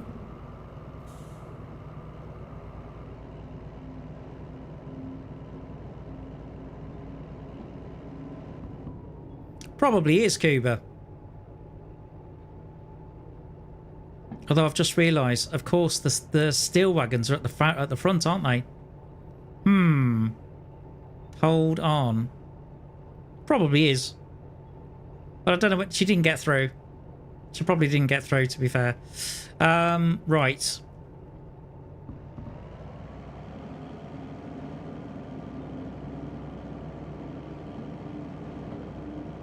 Okay, where are we going? Hang on, this isn't going the right way. I know. I know.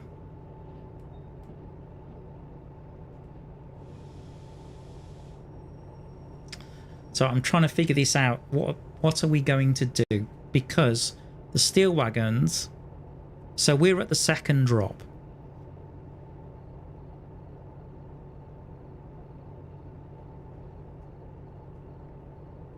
But the steel wagons are at the front.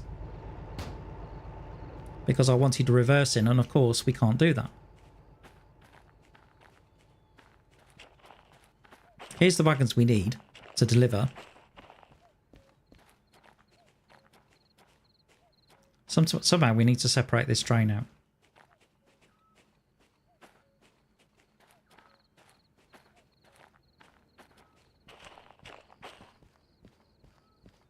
Right, got it. Okay, so what I'm going to do is I'm going to back it in to the passenger platforms.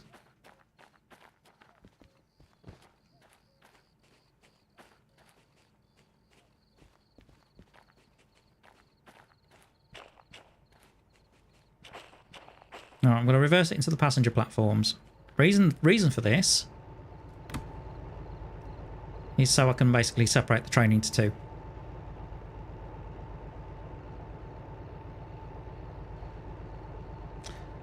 Alright, well this is a complicated job, but it was meant to be.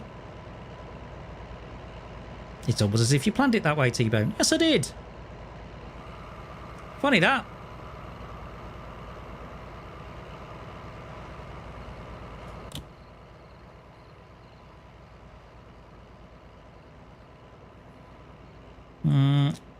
I can give it a bit more of a shove.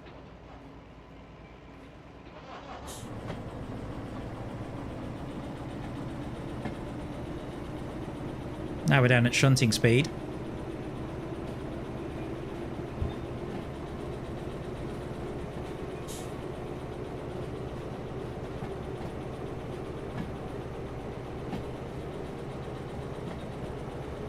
I know, what are some people like? It's incredible.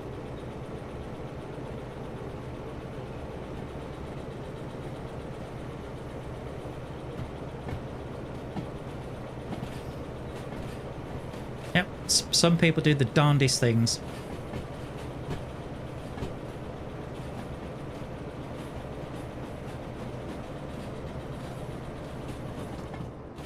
Okay, so let's push this back to the passenger station.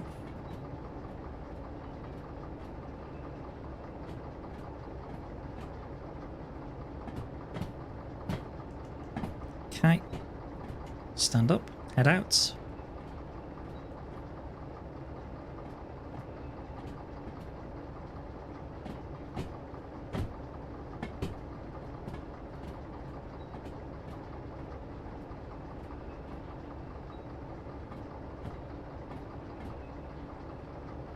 Part of the reason I'm using the passenger station is because it's well lit.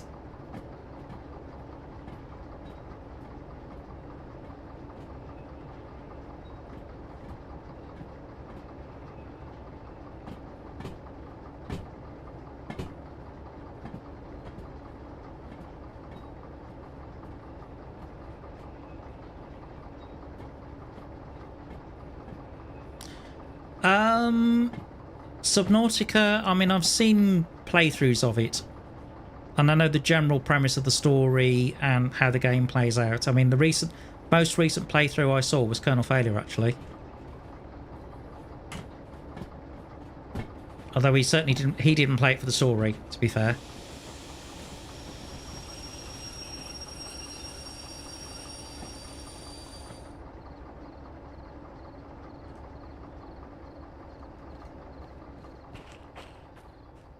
Because I know that's a game you want me to play. I'm well aware of that. Okay, let's see.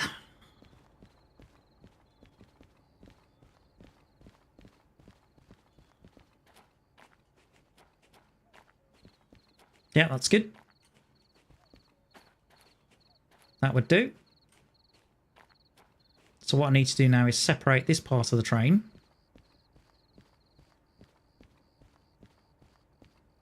with this part of the train. Right, hit me with your swizzle stick. Thank you. Right, break this part.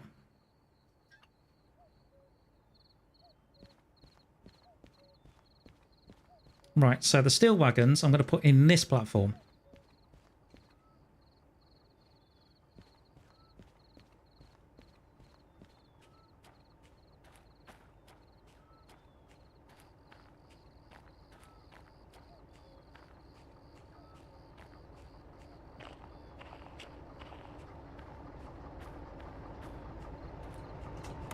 Okay, here we go.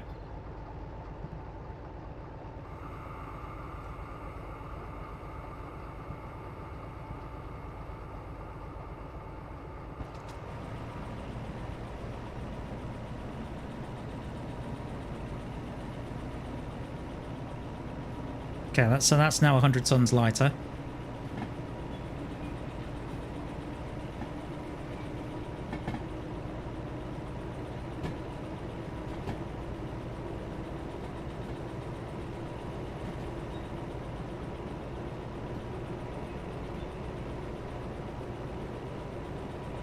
We're probably not going to make much money from this job, has to be said. Certainly won't make any bonuses. But then I knew that.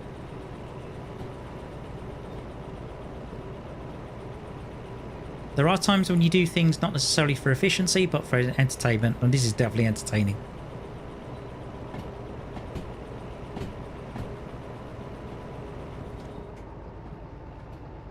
Okay, 15 kph.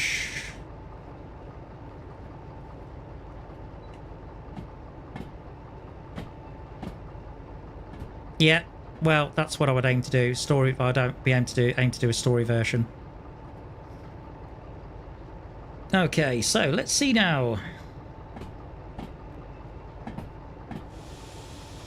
See if that's far enough. Hopefully it is. Yeah, a bit of torch would be useful. Okay, so what we want to do now... Okay, so that's gone into that platform. We need to go into this platform now.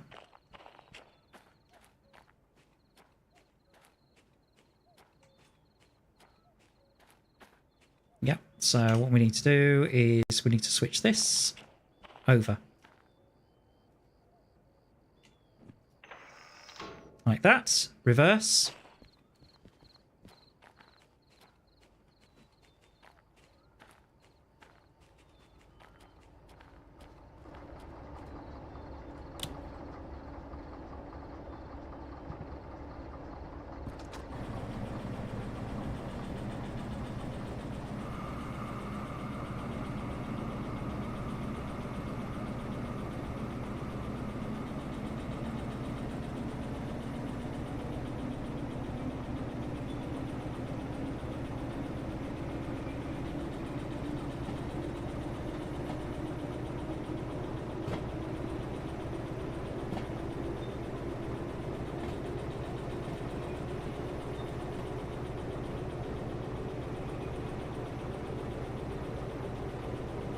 Okay. So this is going kind of according to plan, he says.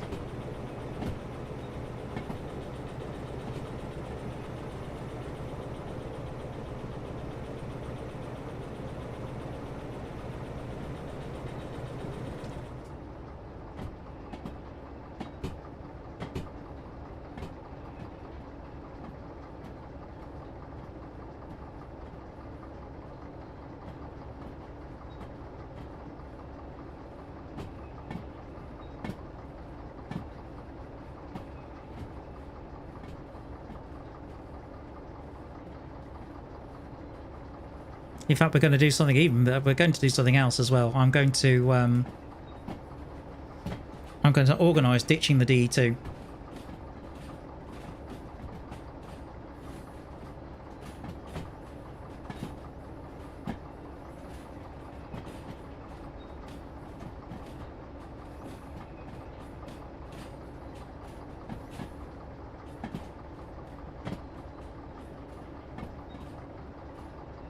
That looks good.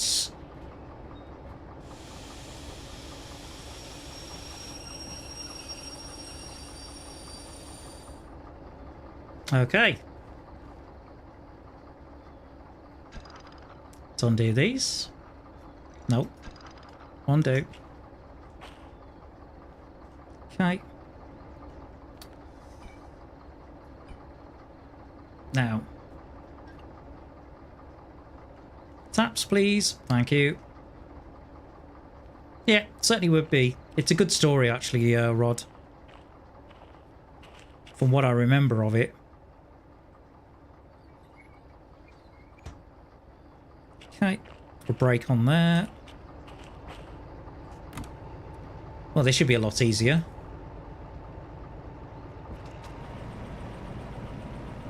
Train brakes off.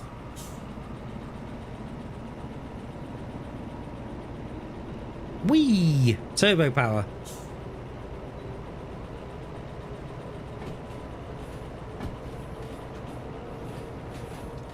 In comparison.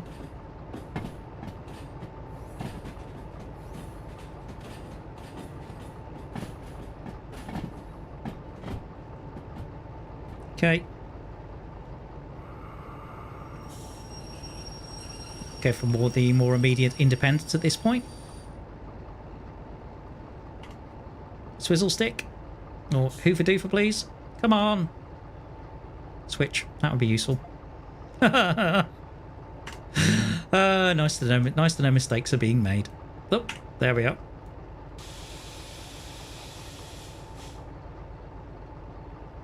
All right.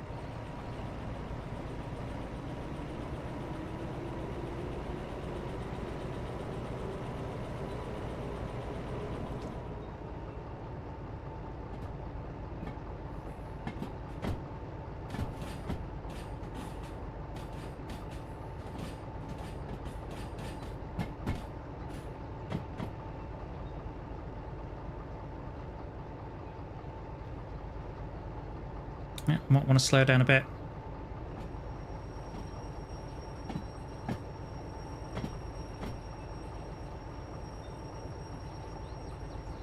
Although speaking of the Colonel Rod, I watched his Derail Valley video today, and there was a point, and I'm not joking, when it comes to coupling, it was like a NASA. It was almost like looks like a piece of NASA sort of docking maneuver. It was fantastic. I thought it was so unlike him.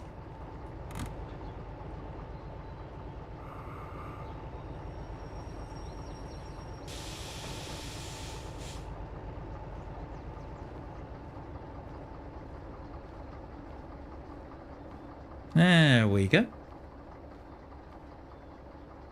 That's perfect. Okay, so now you on here. You on here. Brakes here.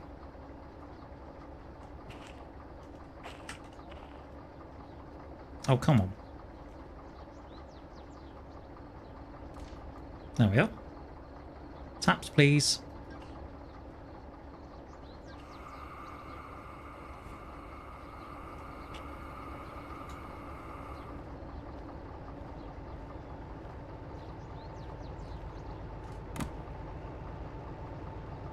Right. There we go.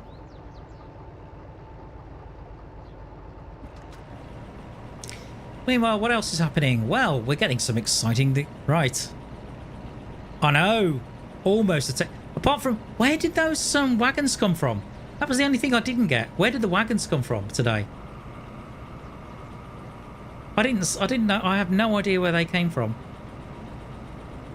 They were just parked somewhere randomly.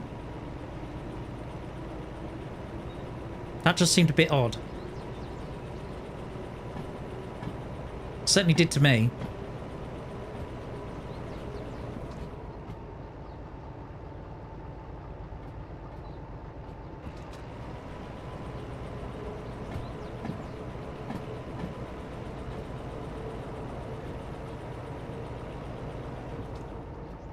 Okay, D1 siding.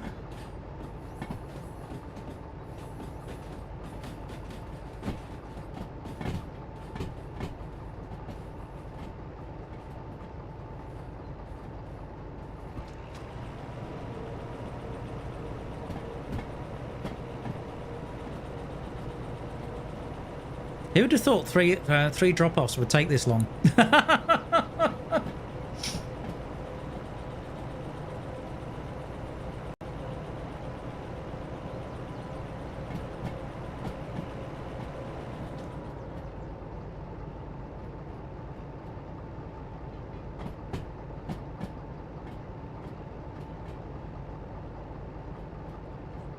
Okay, so we're back into D now. All right. So let's get the train brakes on. And figure out where we're going. Or get the points set correctly. Oh, was that what it was?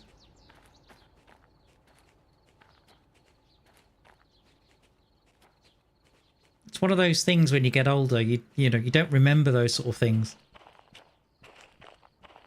I mean, there are points when you come into where I will walk into the kitchen and I won't remember why I'm in the kitchen. And then I'll walk out of the kitchen and I'll go back into the sitting room and then realise why I'm in the kitchen.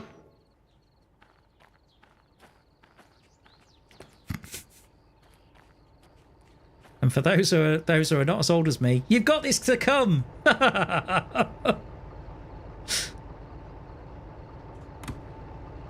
Right. Okay, so that's now set. Train brakes off.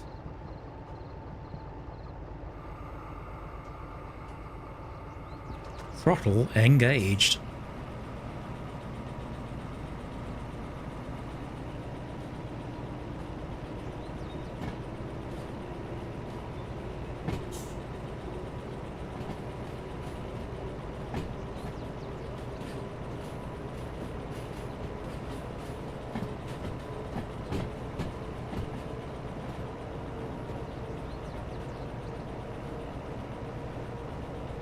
Ah! Oh my goodness.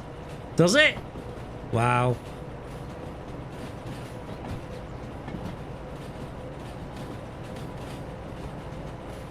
Although somebody reckoned I looked about late 30s, which was very nice of them to say.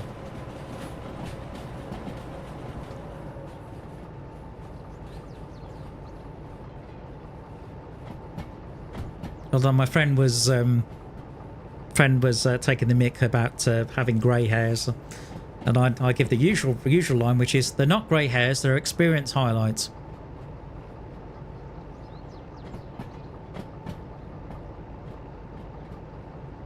Okay, it's starting to get light now.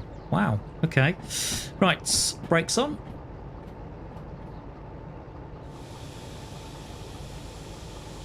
All the brakes in the world, please. Thank you. Yeah? Why? How old did you think I was?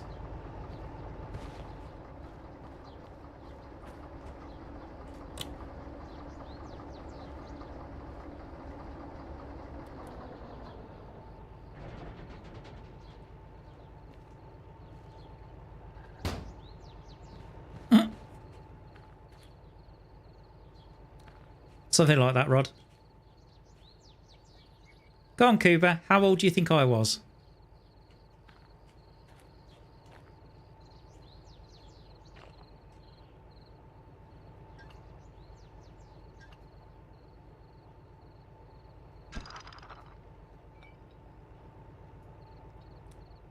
This should be an interesting answer.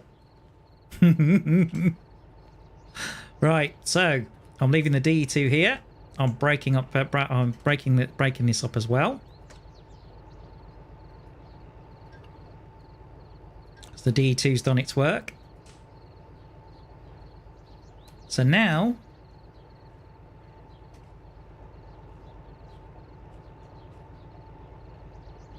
34 to 39. No, try 48. In fact, I'll be 49 Christmas. Just before Christmas. Which means I'll be 50 in less than 18 months. Frighteningly.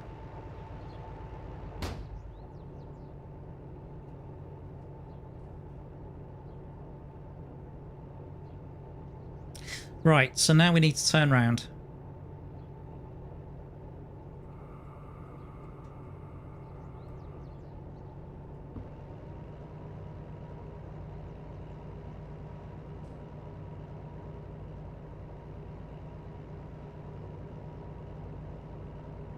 What am I dragging? Shouldn't be dragging anything. Brakes off.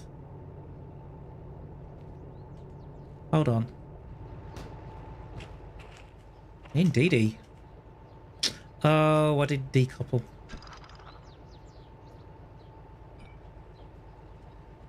Indeed it is, Rod.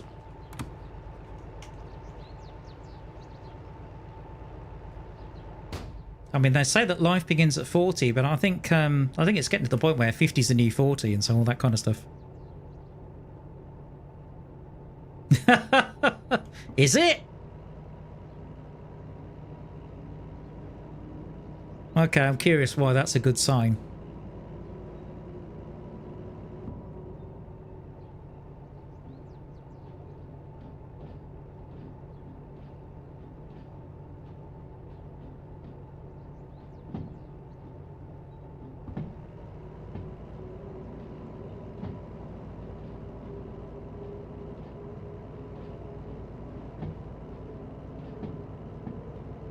You're absolutely right. There's a buffer ahead. It's not a run round. Okay, so now...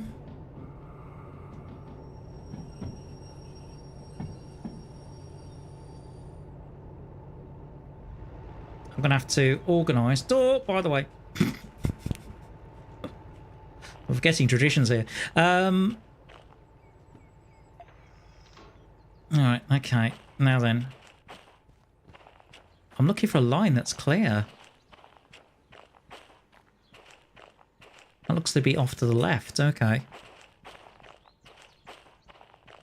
15 years younger. Right, okay. Does that mean I could go into a club and pretend to be 35? Is that what you're trying to say?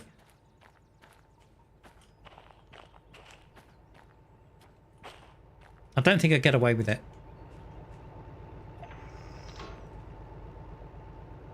Even with a bit of, what is it, just for men?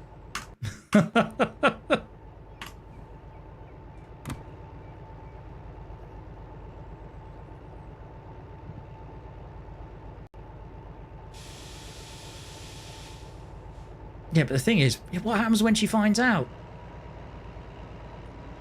You're how old? Do you think she? Are you trying to say that she would have fallen for my charms by then? Is that your argument?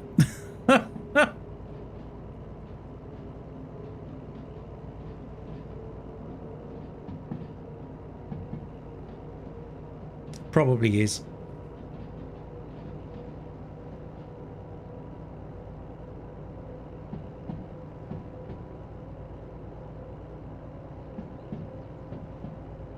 Okay, so now what I've got to do is actually come... Well, first of all, I've got to actually go run round to hand the job in and find the station. But the other thing I've got to do is run round the other job in order to make sure that this train, this loco, sorry, is facing forwards.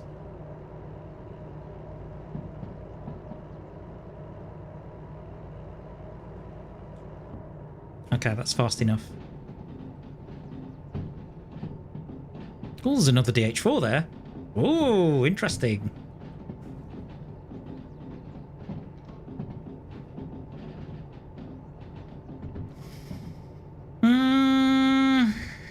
Well, I mean, if you did Eurotruck, that would be a third stream. But the thing is that I do want to get back to going to church on a Sunday.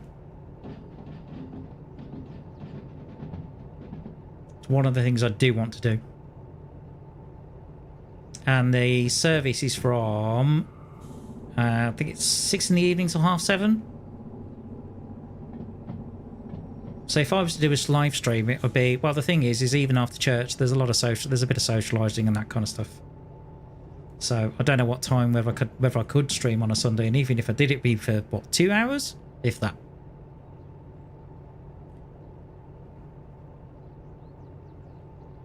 Okay, it is starting to get light.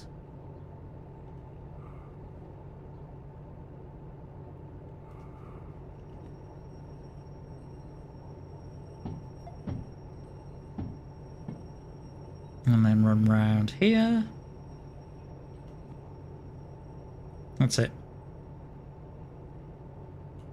Okay, so what we need to do now is we need...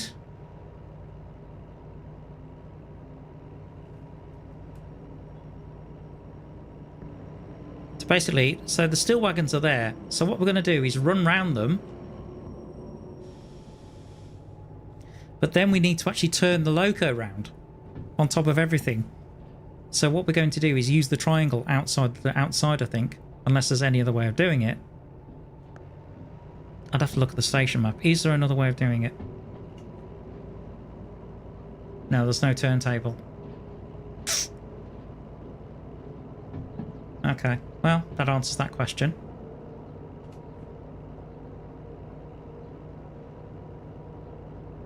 Oh, the station's just up there. Oh, hang on.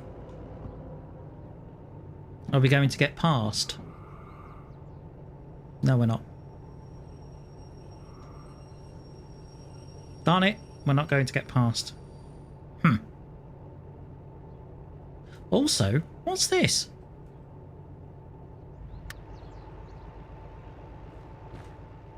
Ah! Yeah, that one. Okay. Right. Oh, it's a service yard, okay. Yeah, yeah, Team Fortress 2. Oh man. Yeah, I'm awful at those kind of games.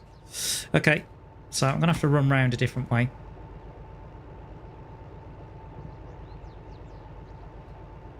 First person shooter? Forget it. Forget it. There's no way.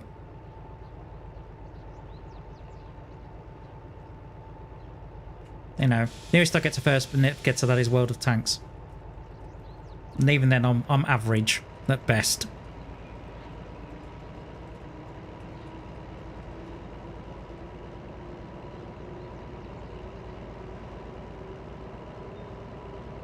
Okay, so we need to come through the other platform to do this.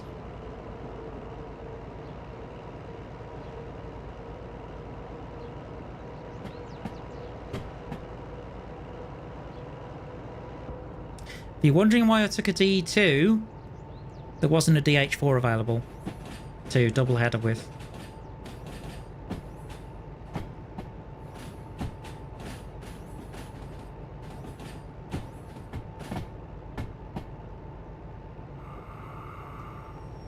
Close this door, get it out of the way, and then hoofer doofer, do that. The independent off. Oh, hang on, no. Thank you.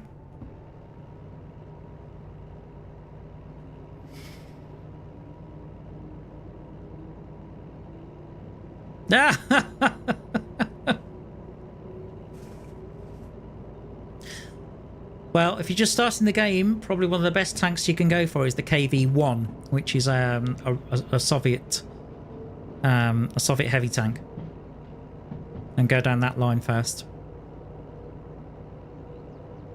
Will be my advice.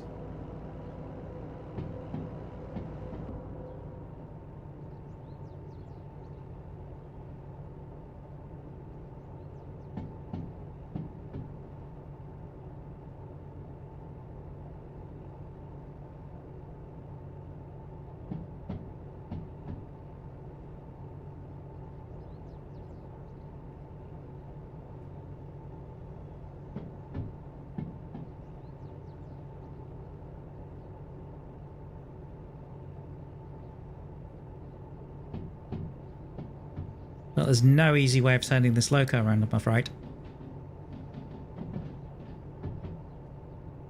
Although, there's the station building. That's handy.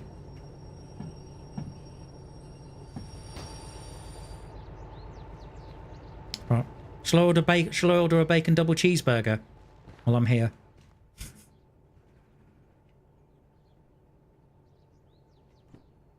All right. Okay, here we are. Validate the order.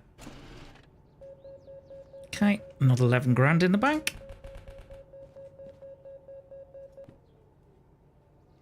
Yeah, as you can tell, I'm certainly not doing it for the bonuses.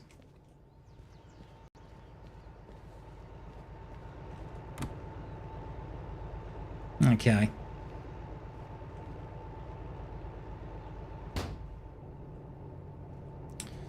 Right, so just me and a DH4 at this point. So what we need to do now is get this turned round. However, we're not going to make the bonus.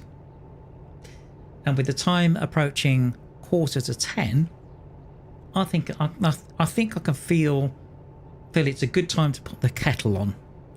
So we shall do all that after the break. So whatever you do, guys, don't go away.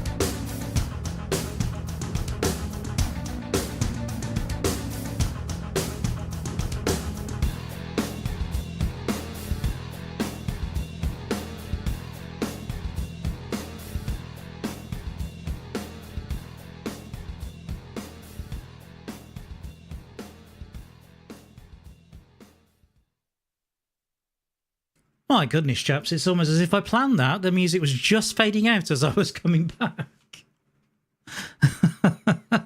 Anyway, welcome back to part 2. And yes, so let's see how things are in game now. Well, it's raining. That's a good start.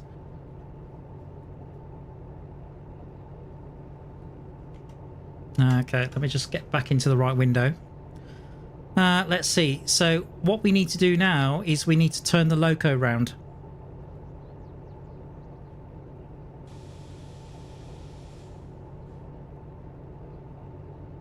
And in order to do that, we need to use the triangle. We need to use the points outside of the station.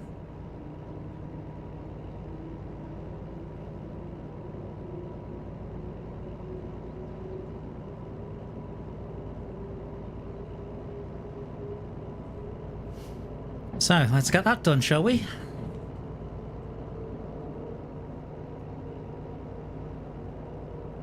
So what else is going on in the household? Well, I've just gone downstairs. The washing machine is still making a racket.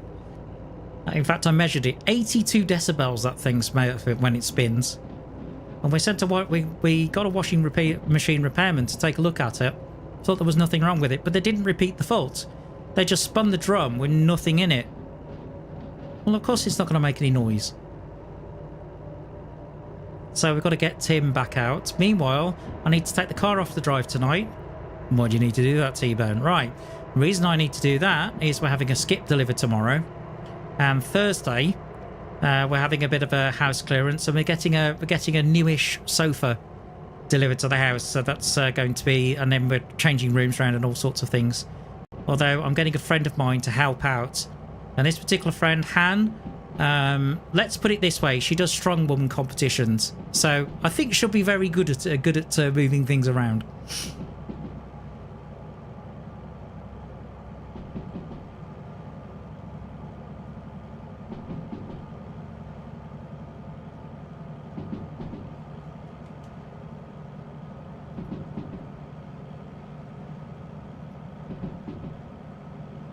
Hold on, is it doing that?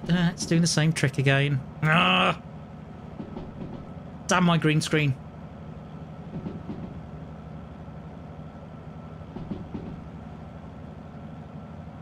I don't know why I've just shifted there. Right, okay. Anyway. Blimey, that's getting on for a fair lick. Whoa, whoa, whoa, whoa, whoa, whoa. Stop.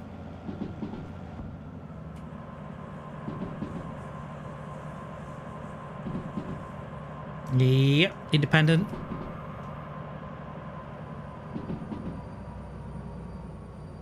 Slow it down a little bit.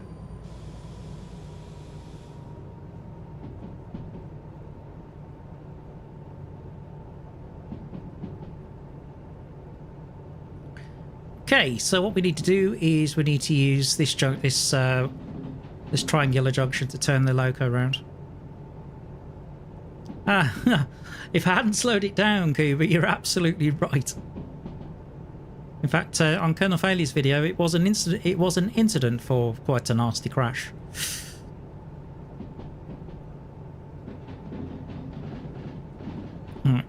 Okay, brakes on. I've got to fix my green screen again. What's going on here?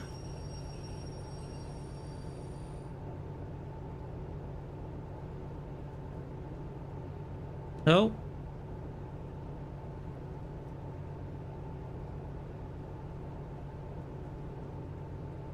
It's kind of at the limit of what I can do without disappearing. Yeah, it's about as good as it gets. Right, okay.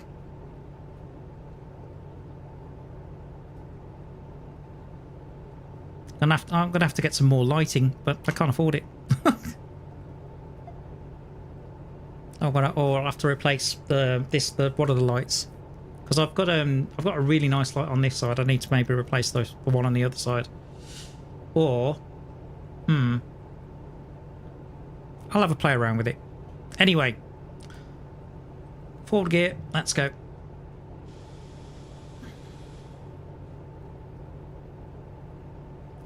So I have to ask you guys, if you have actually watched some of my older videos from several years ago, the reason for more lighting is because of that bottom edge of the green screen is not getting lit properly. That's why it's poking through.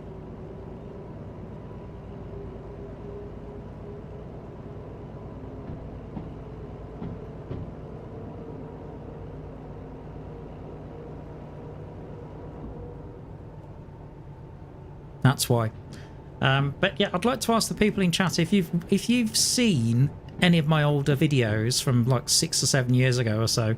I'm curious what you make of them in comparison to the live streams I'm putting out today, and whether there's any change in the actual the way they present things or anything like that. Any feedback is always good. But in the meantime, it looks like it's starting to rain. Oh, that's going to be fun with 600 tons.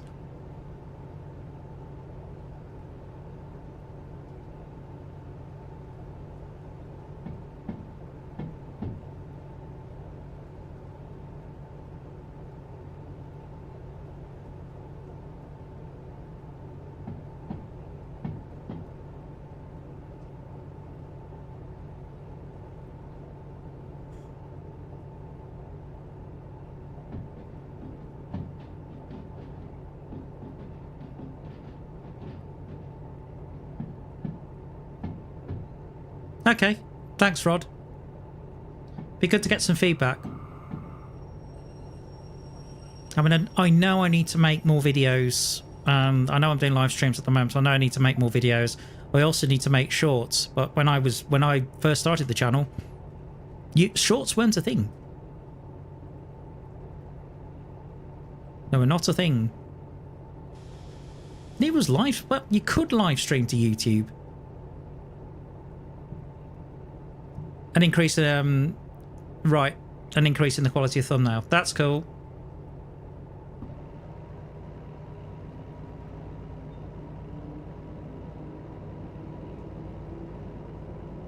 Well, that's hardly surprising. I mean, that's partly down to experience, but it's also I've done a bit of research since then.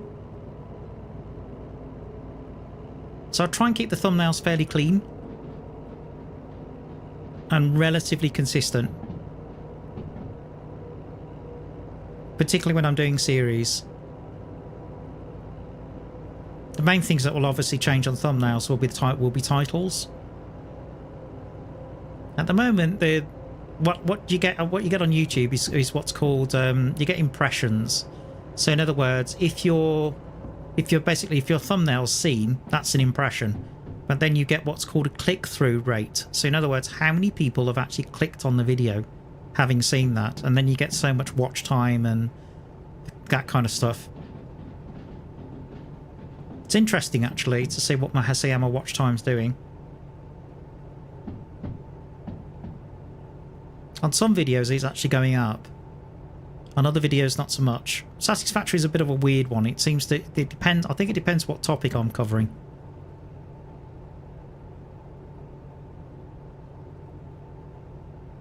But I seem to be getting some healthy number of views after the stream.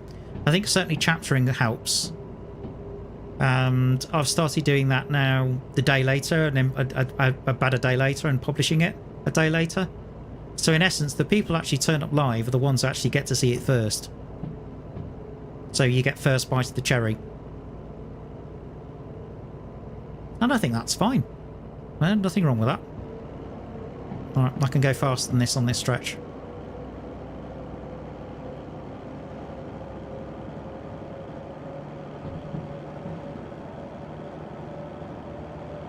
Okay, let's get it up to about 50.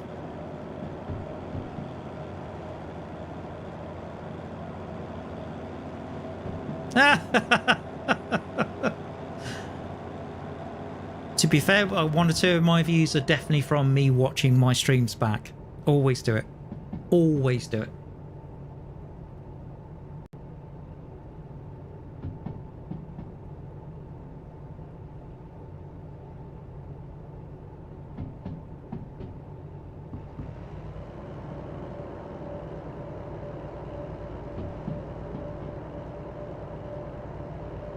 You can guarantee it. Yep, all counts indeed.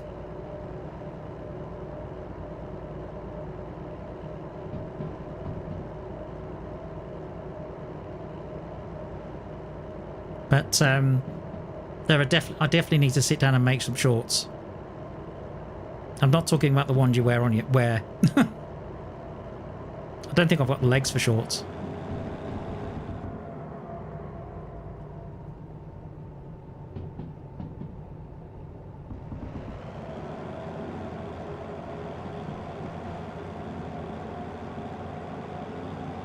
I feel way more comfortable in a pair of chinos. Well, you know, I came close to it. There was one point where I hit 197, then it's gone down to 196. But that's the way our subscribers go. You know, they do come and go. And it does take a while to build up the numbers. Ha ha ha! What with the little joystick?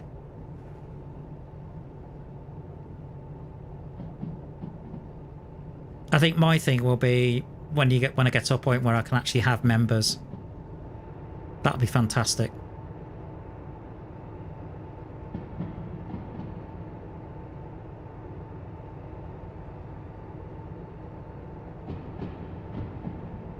Okay, so we've turned the loco round. That's the good news.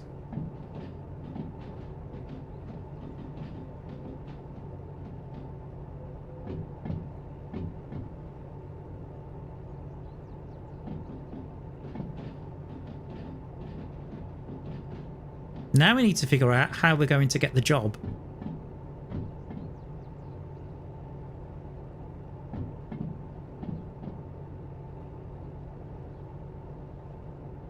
Somehow we've got to run round it. In fact, let me just stop the loco a second. Door!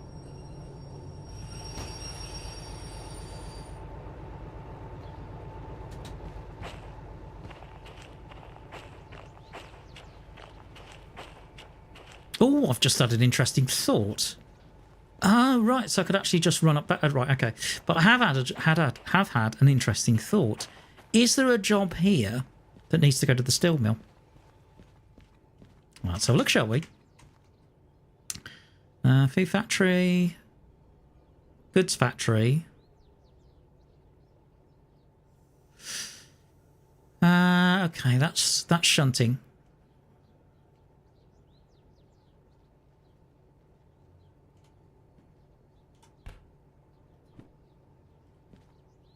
Goods factory to machine factory. Okay. That's back to food factory. I don't want to go there. So let's get rid of that one. So I'm thinking out aloud here. Goods factory to food factory.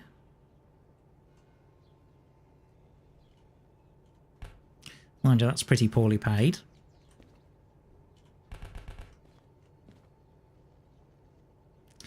Goods factory back to harbour. Again, not much money in that. So with that one. Okay, so I'm looking at jobs that pay 5 figures.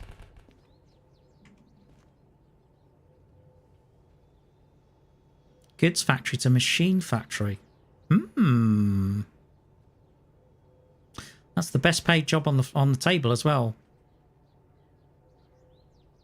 18 grand. I wonder. Can we find it? FH23 is what we're looking for. What are you thinking, Tbone? I'm thinking, because I saw another DH4. I'm thinking I could put 2 DH4s together, drop the one at the steel mill, and then drop this one at the machine factory. And complete the loop. That sounds like a great idea. Let's see if I can find them. I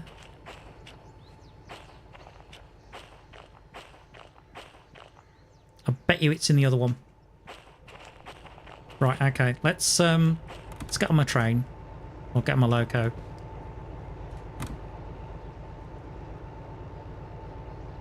But the main thing about being a member, Cooper, is it's mainly about supporting the channel. So YouTube member is normally about, what was it, £5 a month, something like that. The main thing is it helps basically it helps support the channel in terms of I mean, you got to consider the equipment that I have here. It's not cheap, and then obviously you've got to it's a case of I'd like to get to a stage if this becomes a full-time career where basically I can afford to keep the roof over my head, the lights on, and food on the table, as it were. Anything else after that is a bonus, but I'm not going to do what some YouTubers do and actually tell people how much you earn. I think it's rude. I think it's impolite. I remember reading a book about etiquette, and one of the things it said was, yeah, one of the things it said about it. Yeah, it's not bad at all. One of the things it said about money was that it says that you shouldn't discuss your money. It was joking it, but there's never a truer word in jest. And it was saying you shouldn't discuss your money, not even with your bank manager. And I think there's some point. I think there's an element of truth to that. Has to be said. There's definitely an element of truth. Right. Okay. So I can run. Right. So I can run this loco in reverse now. Onto. No, it's not bad at all. Of which. So it's £5 a month, of which 70% would go directly towards me. 30% goes to YouTube. The main thing people tend to get is you might get a special badge. You might get access to various emojis. Some channels also have a specific... Yeah, exactly. Some channels have a specific Discord that you can join. Although I'd definitely need somebody, if I got to that point, I would definitely need somebody that could actually monitor the Discord properly and manage it and all that kind of stuff. No, it's rude. Quite frankly. Oh, is this a bypass? Maybe it is. Hang on.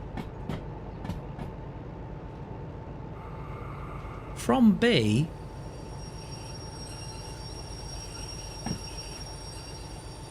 It's alright, what's up here?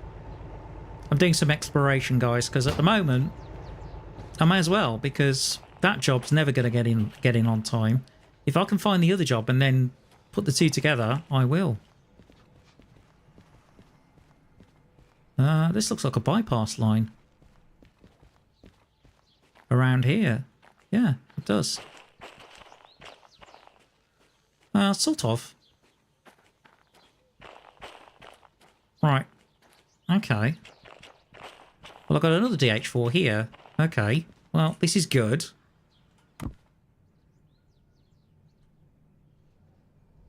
Okay, let's get this one started up.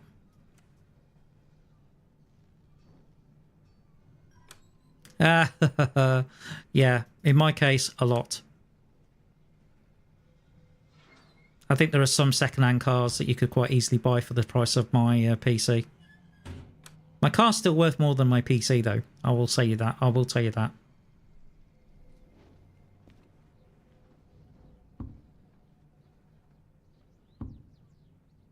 Yeah, I don't want to do that. Right, start. Oh, it hasn't started. Hang on.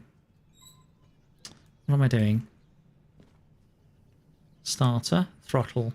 Yeah, that's it. I think you can see where I'm going with this, guys.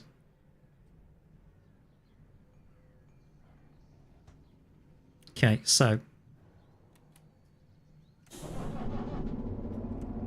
start this one.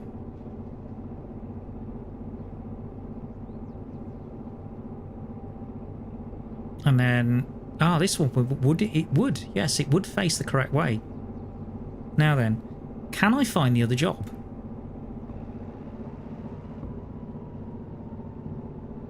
I think I can.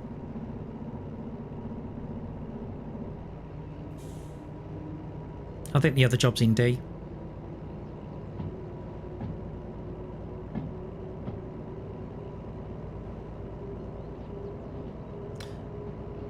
There are 4 people watching, me, Rod and Tbone, so who's the 4th? Actually, it's another channel of mine. The main reason I do that, my main reason I do that is just to check the stream's working okay. But it also boosts the watch time, so it's not a bad thing.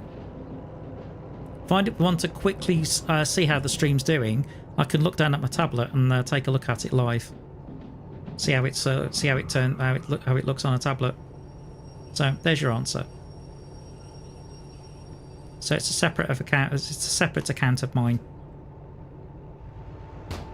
Okay, now I think I'm going to find it back here.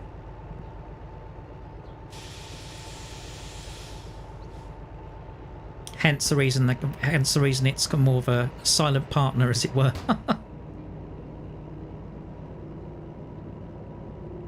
But it all helps, watch time and all the rest of it. But it also means I can quickly monitor it and take a look at it. Gives me an idea of what the delay is as well, with the stream coming back. Yeah, yeah, but one's just on the tablet. Right. Okay. So I know what we're looking for. Right. Okay. So stop here. In fact, I think I found it. FH23, wasn't it?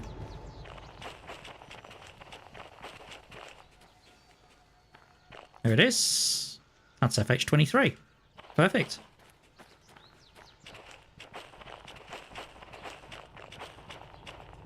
Right. Okay, let's quickly go forwards.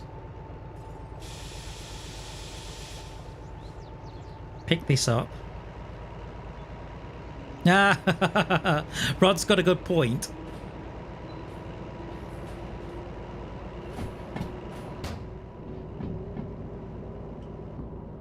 Always the optimist, Rod.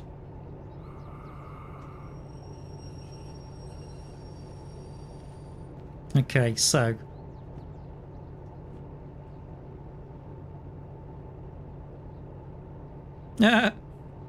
no, we won't do that.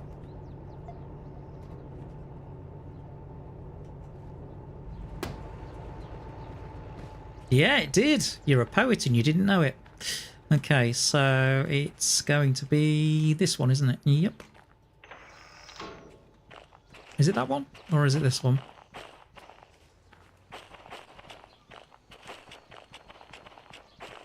It's one of these. 23 is this one.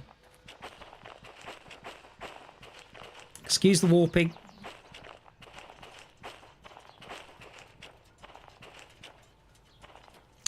Okay. Now then. There we go.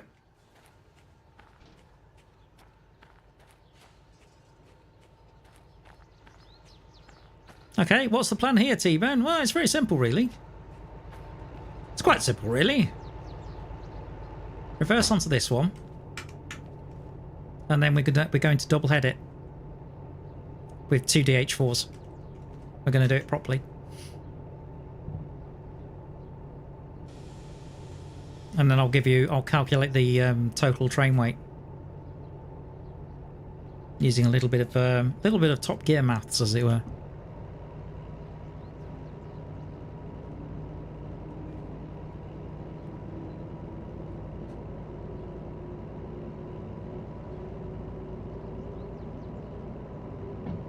As we're getting into, you know, we are starting to get into some serious tonnage. I mean, to give you some idea, 2 DH4s will pull 1,500 tons.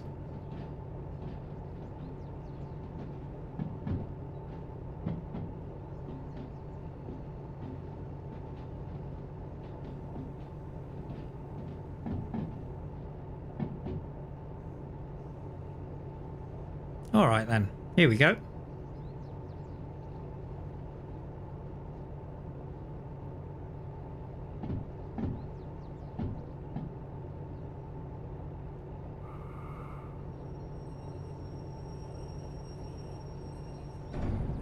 Not a bad landing. I'll take that. Just check it's 23. Yeah, FH23. This is it.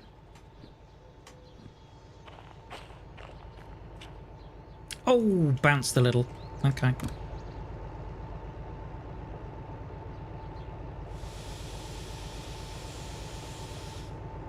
No, I didn't want to do that.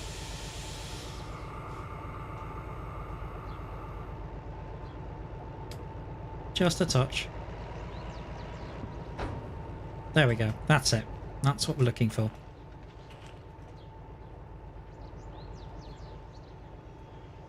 Come on. Okay. Hit me with your swizzle stick. Hit me. Hit me. Rod should know that reference.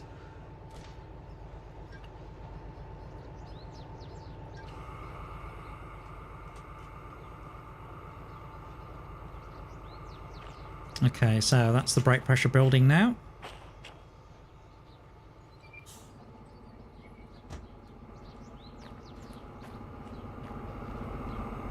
Okay, so all right, let's take this thing forwards.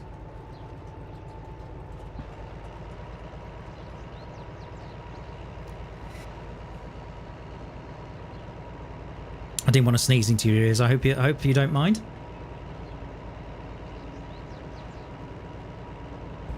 Oh. Proper brew.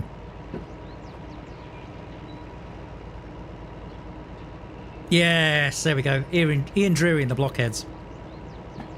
Hit me with your rhythm stick. Hit me. Hit me.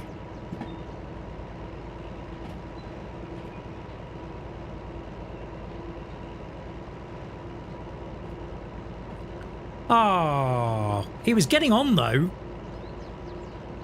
I don't know what his name was, but he was getting on. I mean, the one thing I do wonder, because I've not seen the Mario movie yet, and I mentioned this, how did Chris Pine do as the voice of Mario? Because when I saw the clip, I thought that sounds like Chris Pine. That doesn't sound like Mario. Let's go.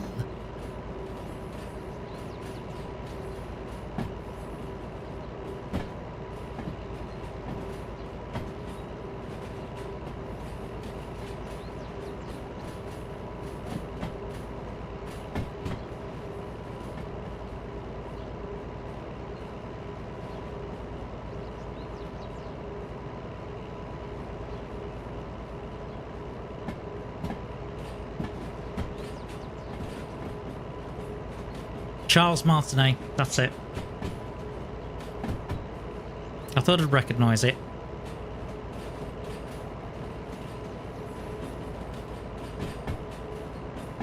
Although I must admit, Rod, the last stream that I saw of Colonel Failures, I spent less time in chat and more time watching the stream. And actually, in some ways, I enjoyed it more. To a certain degree. I think it's a good. I think you can get involved with. I think sometimes when you're chatting, you can get really involved, engaged with the chat, and then there's sometimes when you get really involved with what's going on the screen, and it's really difficult to strike a balance between the two. I find, as a viewer of a live stream.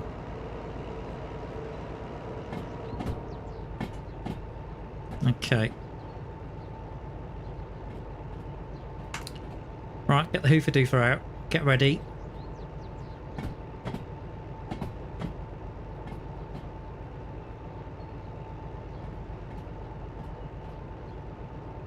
Because I want to come through the passenger station. And I am. Oh, perfect then. Good. I'm coming through the passenger station, that's right. That's exactly what I want to do.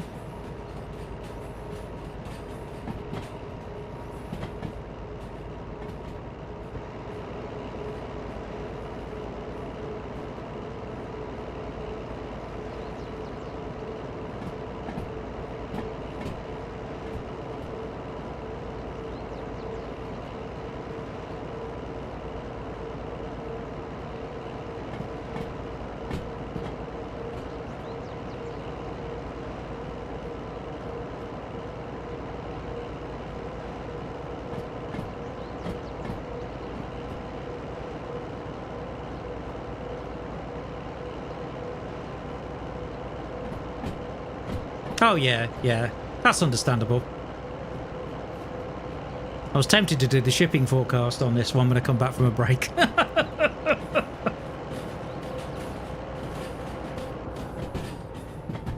Seems almost appropriate considering the cruise ship antics that I had.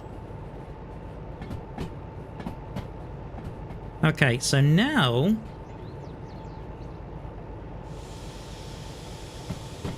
train brakes on.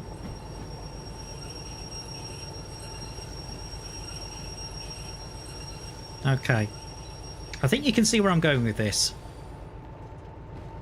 Yes, I spotted an autosave. Sip of tea. Cheers, guys. Well, I'm better than sleeping. I don't know what that says about me.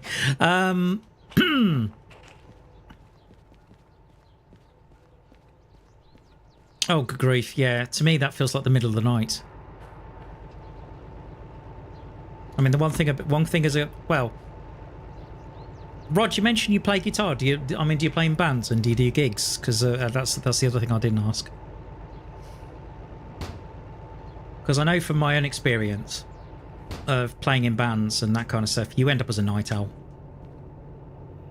Particularly when you're coming up, when you finish a gig. Sometimes some gigs end at midnight, and then you got to drive home, and sometimes it's a 2-3 hour drive home. So by the time you get home, it's 3 in the morning, and it was similar for me on ships as well. I was getting to sleep at about 3 in the morning and getting up about 11. So yeah, I did become a bit of a night owl. I'm not so much now, but the only thing is I'm having this chronic fatigue that keeps cropping up now and again.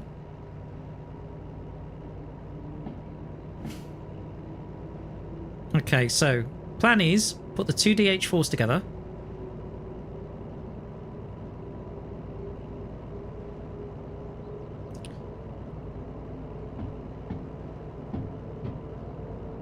Hand in the new job, at which point start the clock.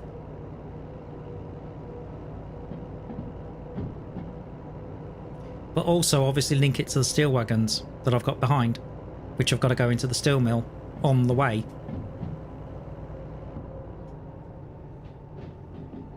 All good fun.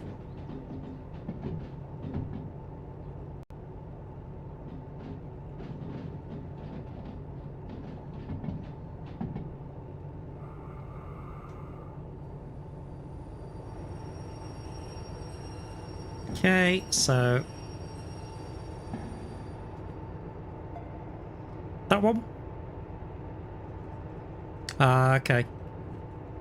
I still play occasionally. I was playing in fact I was asked to play with a couple of big bands last week. That was all right. It was good. Mainly bass Tbone. Although, what was one of the pieces that we played? Although in the big bang circuit, if you play a piece of music, it's called a chart. Don't ask. I have no idea.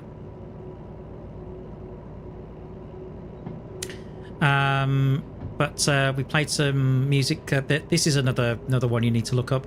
Gordon Goodwin and his Big Fat Band. Now, Gordon Goodwin. Who's Gordon Goodwin? Right. If you've ever seen in the Incredibles, the big band on that is Gordon Goodwin's band,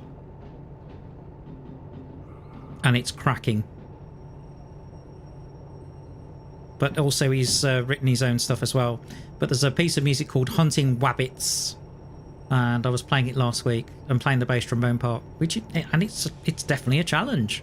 It's not easy by any stretch of the imagination. Right, here we go, guys. Now then, let's get these two linked up. Absolutely, of course, yeah. Well, I did one in Lincoln. I did a show 3 nights in Lincoln, and the first night I went to do the show, because I was used to stay. I had some digs to stay at on the Friday night, but unfortunately, I left my wallet at home, and I didn't have. I got to a point of no return where I didn't have enough money to cover the fuel to go home. So somebody had to lend me the money so I could go home, and which meant I actually ended up travelling all 3 nights of that gig. Oh man, absolutely exhausting by the end of it. Anyway, there we go. That's multiples now. Okay. Good night, Cuba. Lovely to see you. Mind you, knowing you, you'll probably pop back in about 15 minutes or so. Can't sleep. In fact, where are we, Valley time? 6 in the evening. I best hand this job in.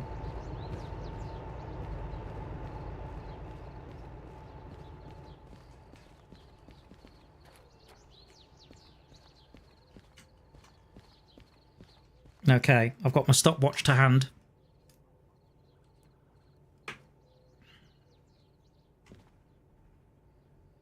So this is 23, isn't it? Yeah.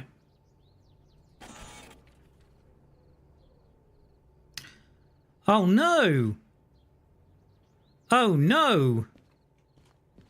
Oh, rats! Okay. Taking new orders has been suspended until your debt is reduced. Please pay the fees, or is it fees you can afford to continue? Want it? Check the lost and found shed. Oh my, what? I've never come across this one before. Okay, let's see what fees I can pay off. Right, fees. 48 grand! Holy cow! Right, how much have I got? 37. Right, I'll do what I can. Right, so yeah.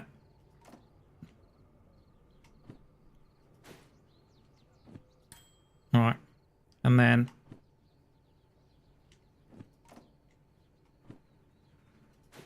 it's an interesting mechanic.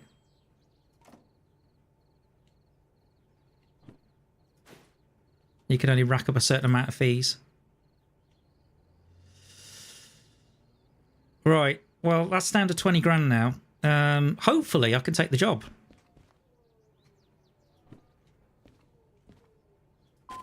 Yes. Great. So you can't keep taking jobs. That's interesting. In fact, that job, it's 72 minutes and clock start. There we go. Okay, 72 minutes. Right, now then. Train now is 330 for that one. Let's see, 330. It is 580 for this one. Sorry, yeah. Hang on. So 330, 580. And then the DH4s, I think, they're over 80 tonne each. I know that.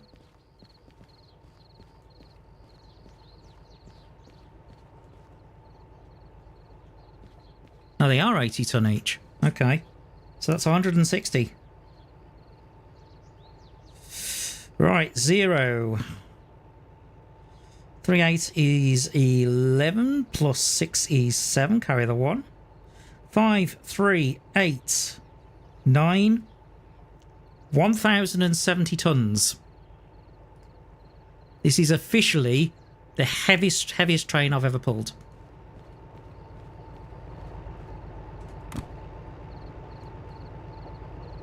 Once I've hooked it up with the steel.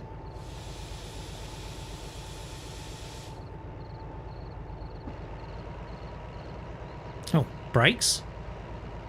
What brakes? Hold on.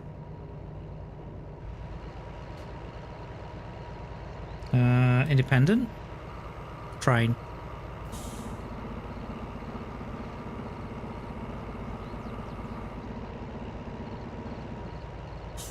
Okay, that's the train brakes off. That's the Indy off. Hang on, is there a handbrake somewhere?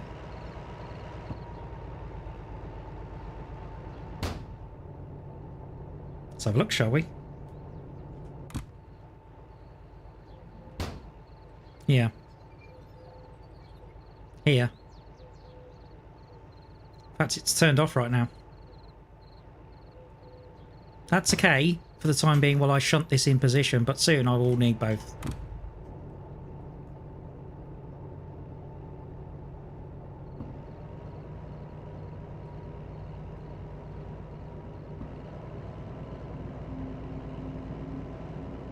But this certainly makes a lot more sense.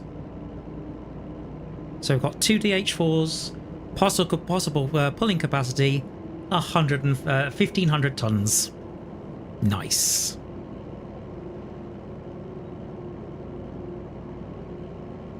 And it looks like it's going to be another night haul. Right, okay, so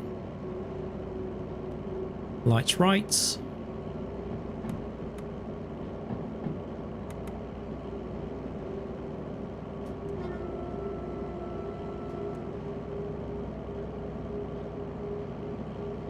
Okay, so we've got to pull this forward, and then once we've done that, hang on, no, front lights would be this way, rear lights would be this way. That's it. Once we've done that, we then need to reverse it.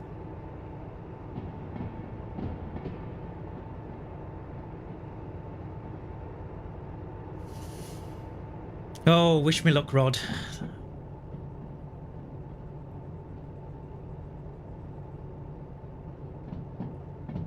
Okay, here we go. Oh, it's downhill this stretch as well. Interesting. Okay, train brakes on.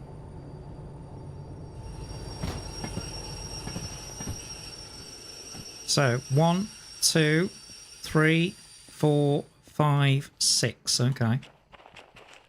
Now then. Walking back through the tunnel. Right, okay. You need to go that way.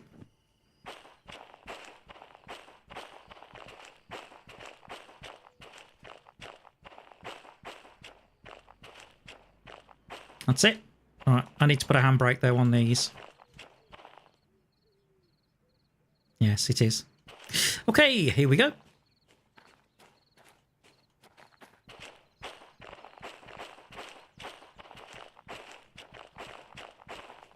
This steel mill job is going to be way late. I already know. But I reckon we can get this this one to machine to basically... I reckon we could get this other one in on time. Okay, here we go.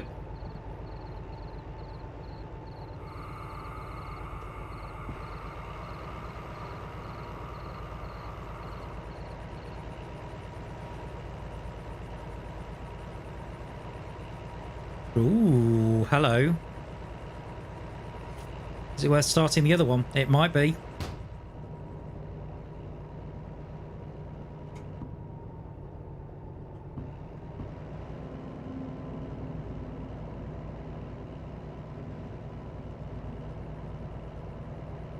Just to help you, give you a bit of a put, we give you the momentum you need.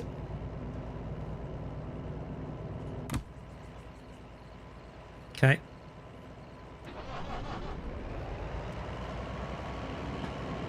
That's better.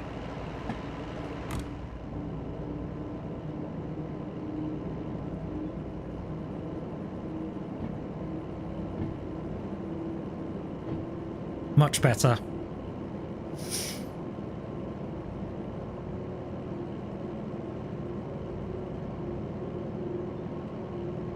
It's been a long time since I must admit, getting up at 4 or 5 in the morning, it's been a long time since I've done something like that. I think the last time I did that, I was actually, one of the jobs I used to do was car delivery driving at one point. And I did have a job where I did get up at 4 in the morning.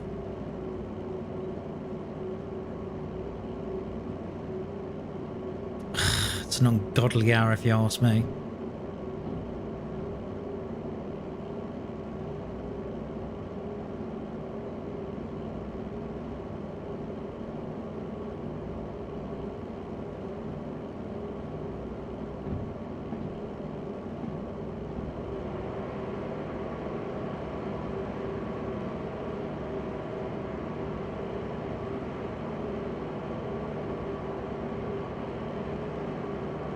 Okay, we don't want to go much faster than that.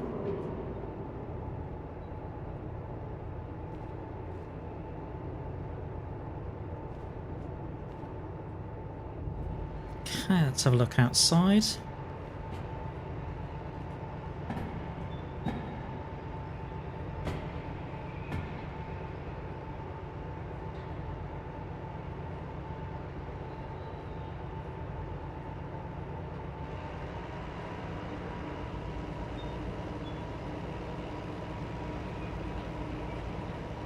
So this train is not going to be so much about the length, it's certainly going to be about the weight though.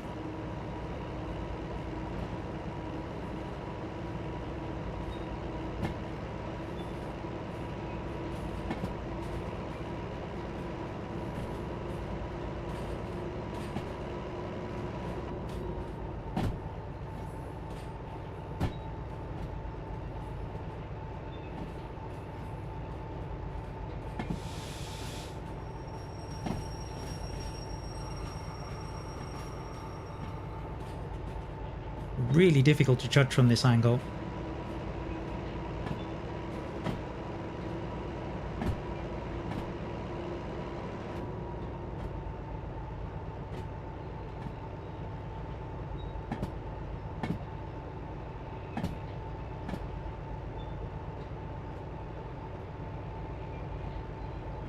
Right, how fast am I going?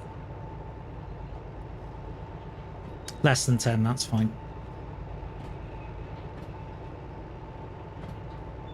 That's absolutely fine.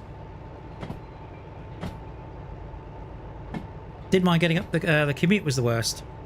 Oh, right. Was it a long commute, Rob? Was it a long commute? Although the one thing about that is because of one of the jobs I mean, you know, my last job, there was one point where I was doing flexible, doing different shifts and everything else, and there was a 6 a.m. start. One thing about it, you got to work quick. Because my commute was about 17 mile. Wasn't too bad at all. Oh, I think I have just touched down. Okay.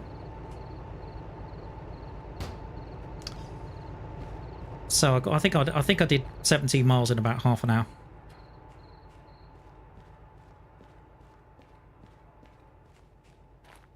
Yeah, here it is. Here are the steel wagons. Right. Okay. Thank you. 35 miles, 2 trains, and yeah, considering what our rail network is like these days. In fact, I was having a good conversation with a friend of mine about you know, British trains and the rail network now and privatisation and all that kind of stuff.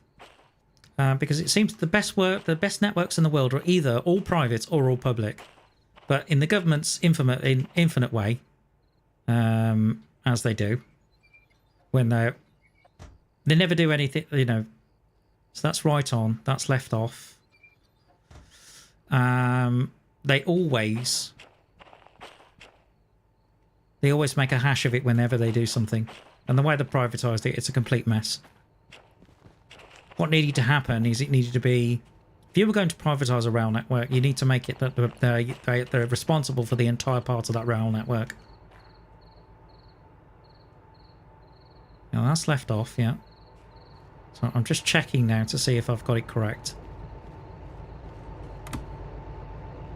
Okay, there's a brake. Yeah, there's definitely a brake left on. Okay. Right, let me just check it's not on one of the locos. Left off. No, that's right on. Left off. Okay. Nope. Okay, left off. Left off. Left off. Left off.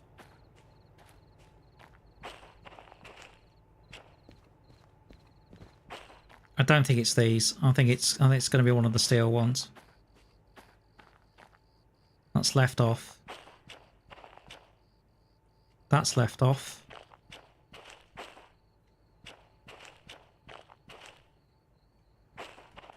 Is it at the end? It could be at the end.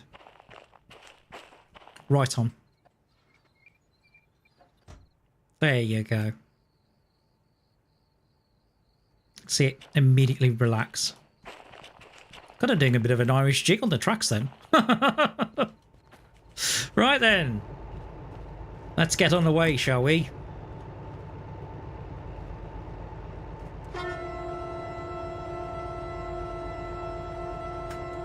Good blast of the horn. Here we go.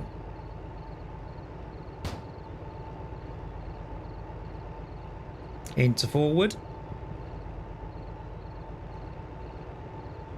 Okay, sit down. Now then, I think the train brakes are off. Yes, they are. Right, should be good then. Let's go.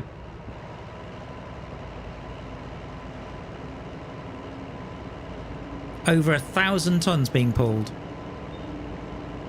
Nice.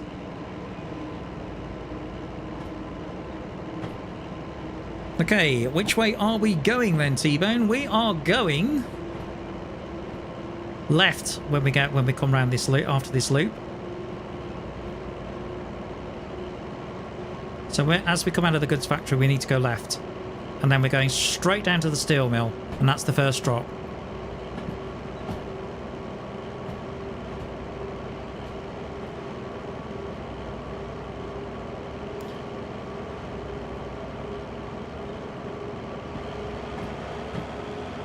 Give it a bit more beans.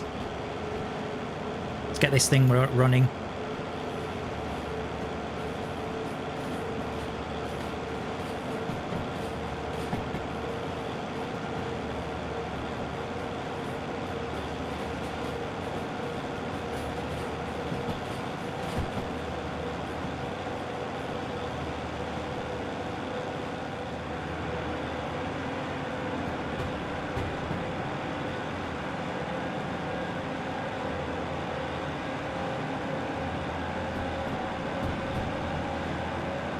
Alrighty. Worst passage, Transpennine train to Leeds, never enough room. Yeah, funny you should say that, because of I saw a documentary with Ben Elton, and it was Channel 4, and yeah, he went on Transpennine. Apparently, the station with the most cancellations is Huddersfield in the country.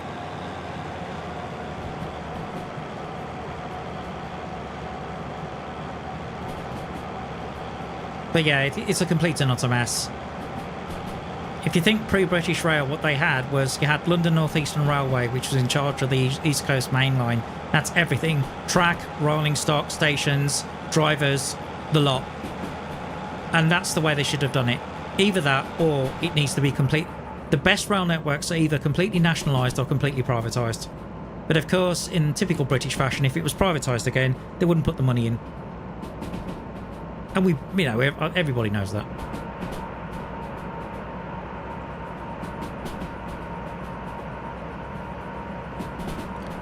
Just using a little bit of rheostatic braking, or dynamic brakes at the moment,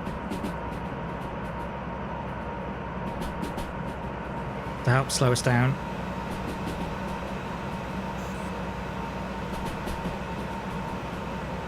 Okay, so we need to go left.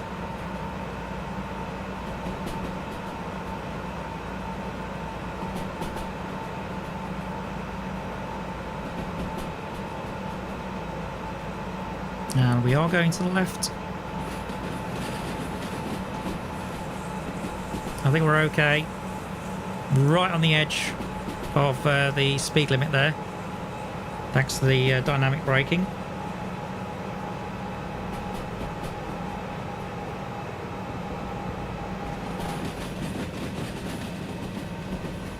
Although we've still got to keep an eye on that speed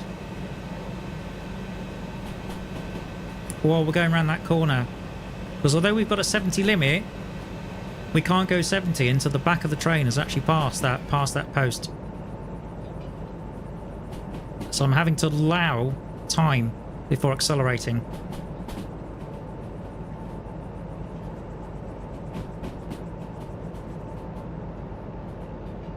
Okay, that should be enough.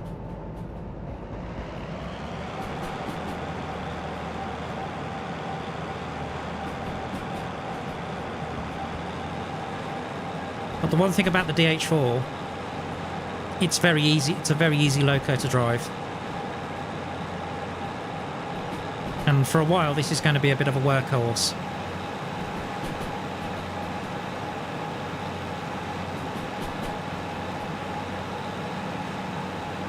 Okay, so we're coming into... We need to get into steel mill next. Let's have a look at the jobs.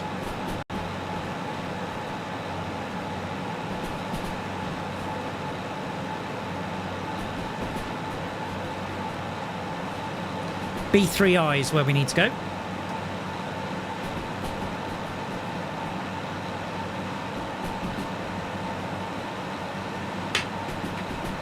Okay.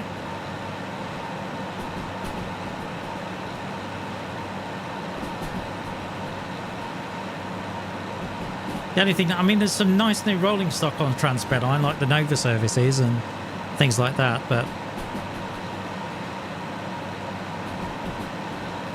yeah, good all-rounder, these things. But they are a bit pricey to run now, that's the only thing.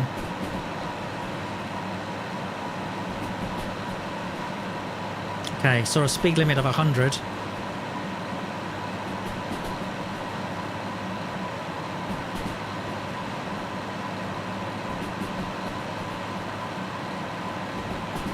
I don't think this is a bad stretch of track, actually, coming down here.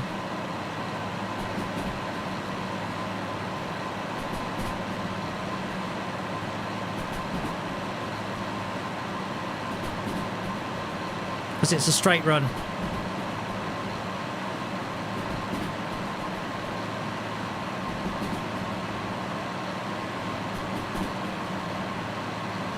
$90 going down, so I'm going to take the throttle off.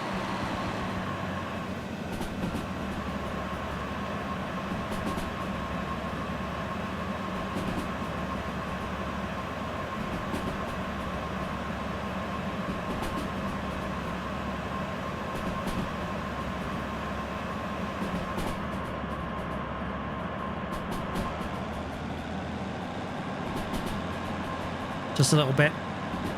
Okay, we're coming into steel mill. Hooray!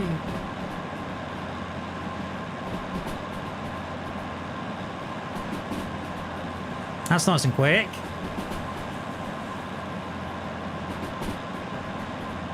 Now the question is... What was it? B3I? I think it was. Yeah, B3I is what we're looking for. And we do need to slow down.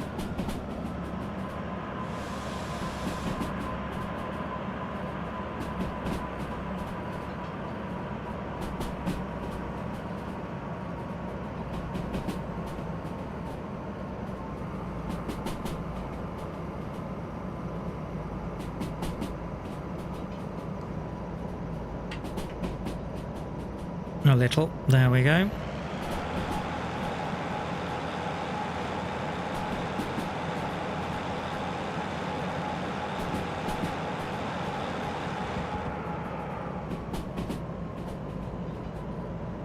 Oh, we've got a plus as well.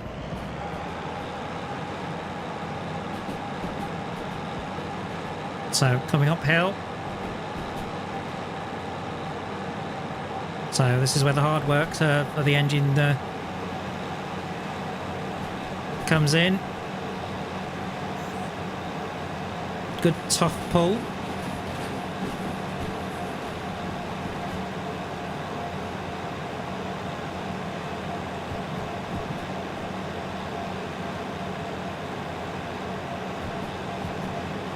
As we come towards the bright lights of the steel mill.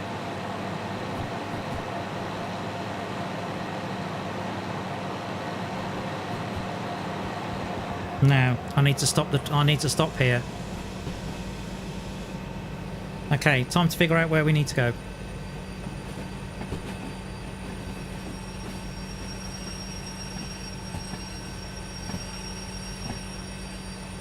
Okay, so we have come in. Okay, from the northeast. Yeah, we don't need that. Right, so coming from the northeast, we want B. Fortunately, B is straight ahead of us. Now, 3I. Let's have a look. Okay, let's have a look, shall we?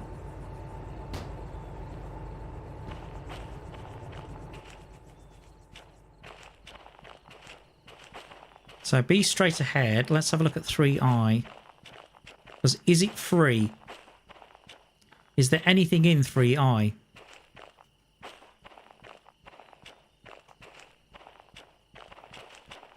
No, it's a clear track. Oh, bonus. That is an absolute, that's a bonus. So that means what we can do is we can actually run through.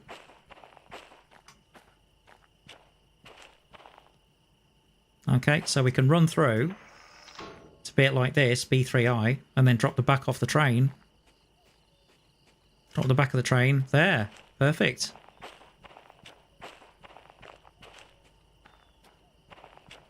And then hand the job in. Okay, so you. Yep, perfect.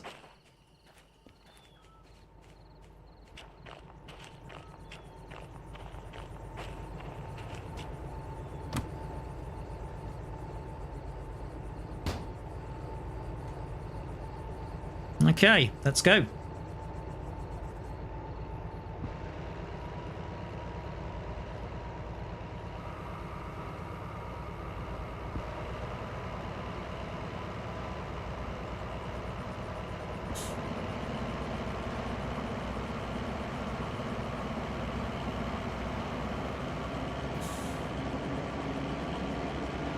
Also, the torque on this thing's fantastic.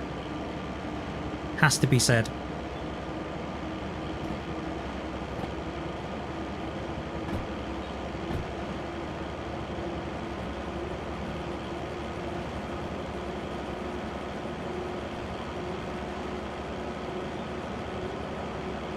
Once it gets going, brilliant. Absolutely brilliant.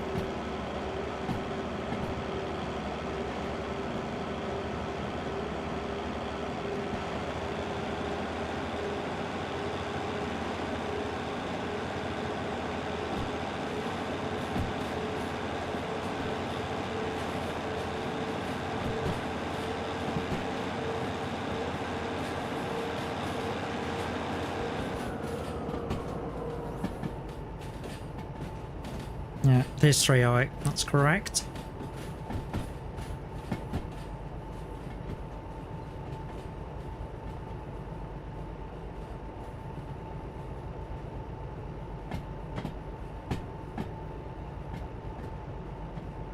Oh, brakes are great. Also, the dynamic braking really helps, but mainly with dynamic braking, that helps when they're at higher speed, to be fair.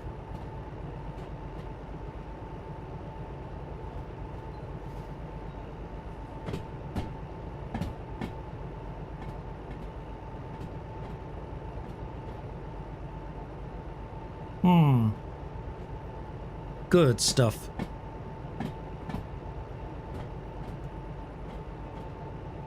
Okay, so we're 26 minutes into the job at the moment.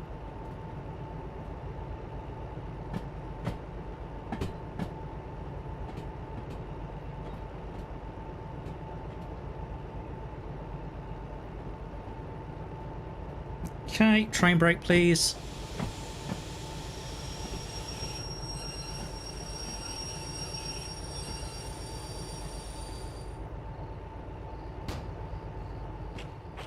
It also means this one, you've done your work.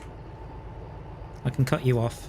But I'm going to keep it attached, and the reason being is just in case we need a double, we've got another double head job that needs to be done at machine factory. Right, okay, still. Let's check the back is in. Yeah, back's in okay.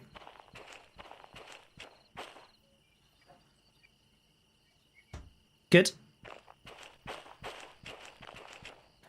There have been, I must admit, when I first started playing this, and you'll see it, there's been the times when I've gone to hand the job in, I haven't put the handbrake on the wagons.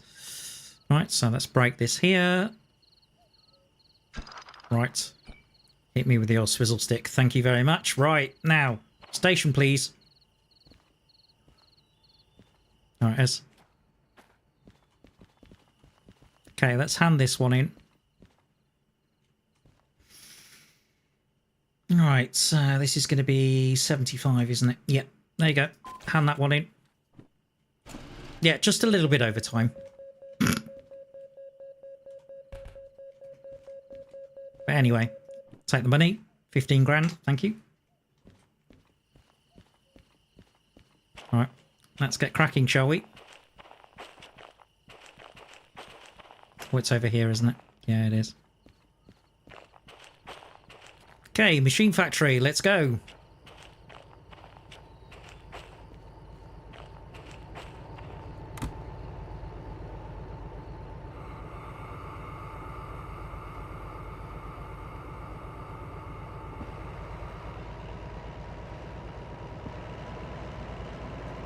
So it's one of the things that Kuba was asking was for map exploration. Well, this is a damn good way of doing it.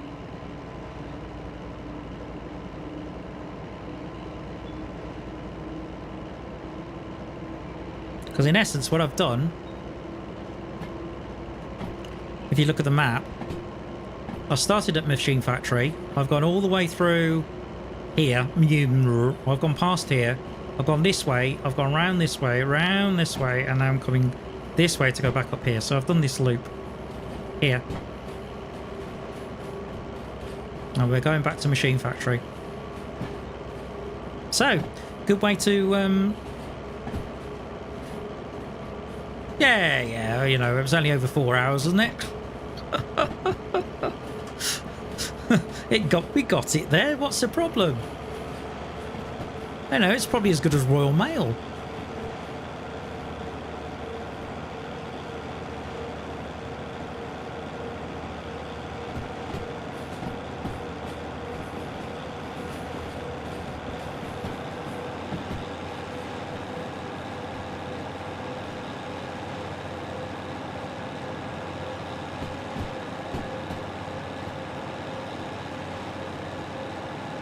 So now it's hauling 330 tons plus the loco, so 420. This should be well within the capability of a DH4. He says.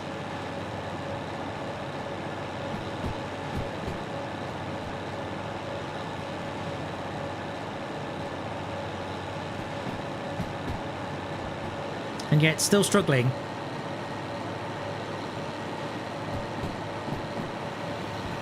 Okay, all right.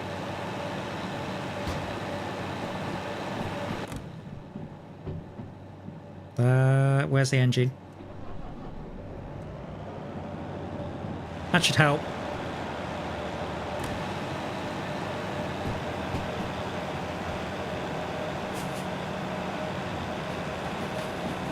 We are going uphill.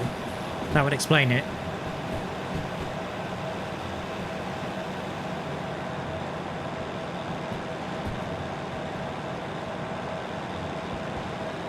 Full thrash now.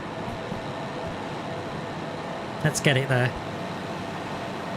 Preferably as quickly as possible.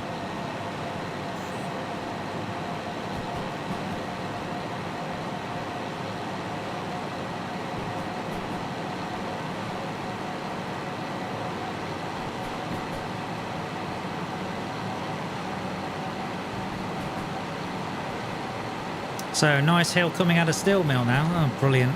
Just brilliant.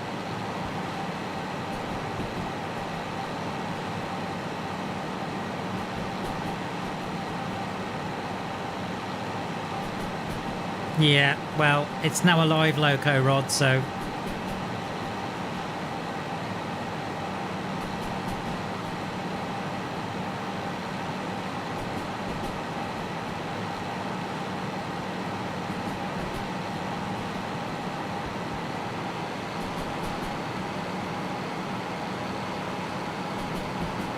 Okay, points. We need to go right.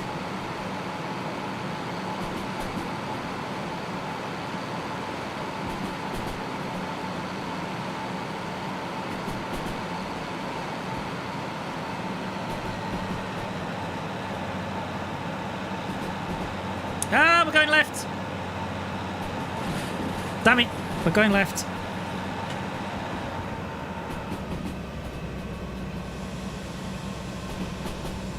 So I was busy looking at temperatures and all those kinds of things. Darn it. Okay. Yeah, we're going the wrong way.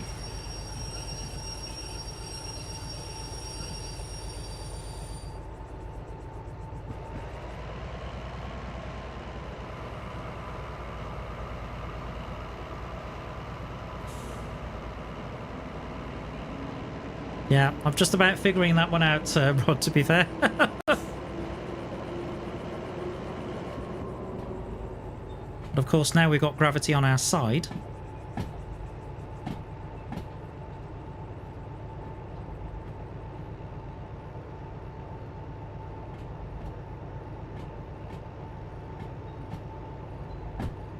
No kidding.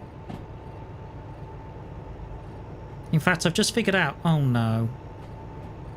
Oh no, I've gone completely the wrong way.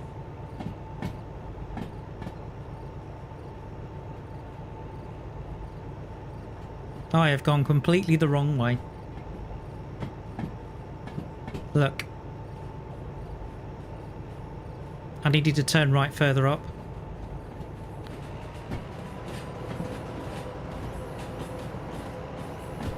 Oh, genius. Well done. Well done, Tbone. Well done. Okay, I need to put the map there. Thank you. And I'd like it to stay there as well.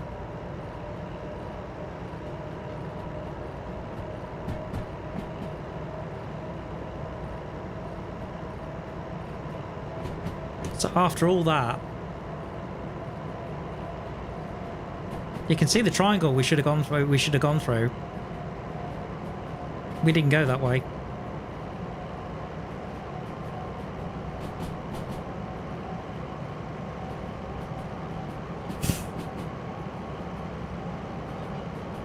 Tbone, Yeah? you're an idiot.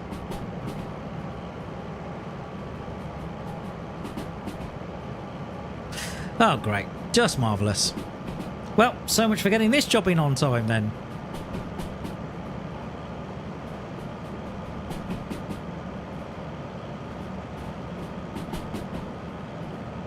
Because I've gone straight through that junction. I didn't want to go through straight through that junction. Yeah, driving practice, yeah. In this case, in reverse.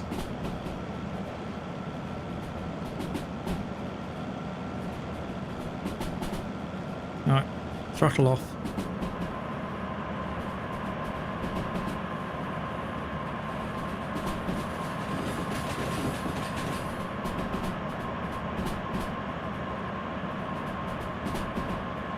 Okay, this is the triangular junction I'm talking about.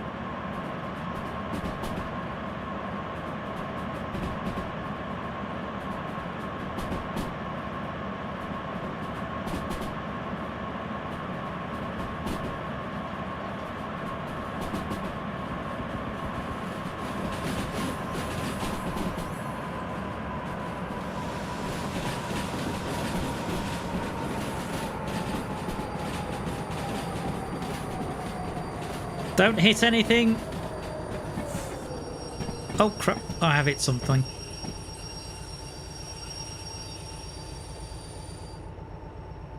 Goes with it. No, don't tell me I've derailed anything. That was a bit quick.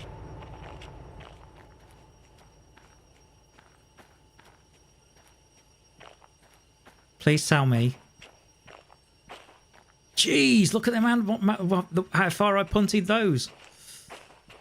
No, still on the track. I came in a bit quick.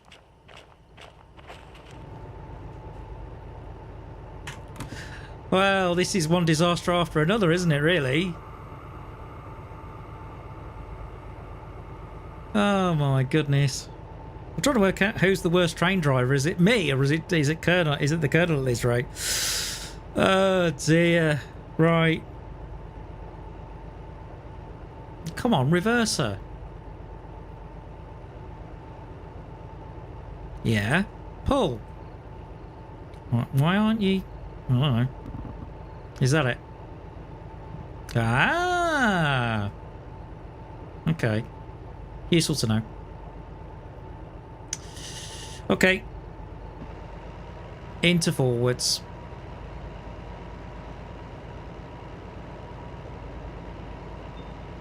Now. So we need to go to the right as we come out. 38 minutes into this job. Marvellous.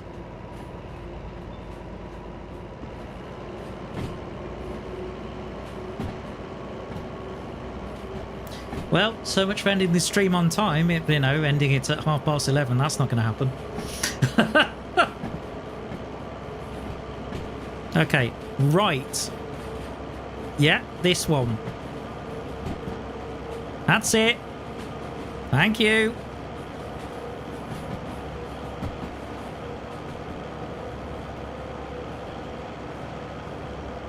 Please tell me that's going to be an easier gradient.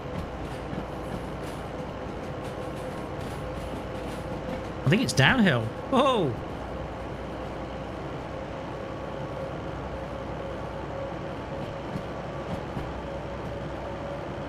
Which means we have to go through Thum, which is the farm.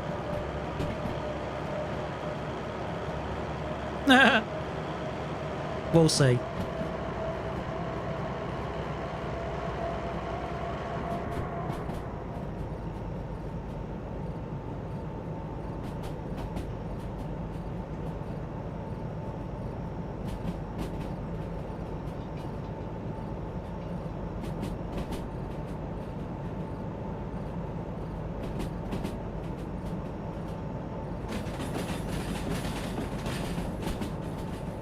Okay, well, 60 limit, I'm doing 50 now.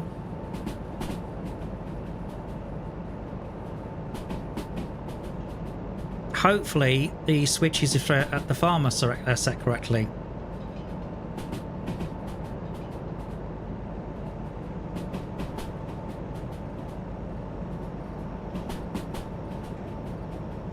I think.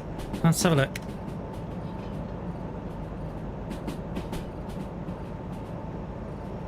Yeah, you do want to go to the left, that's correct.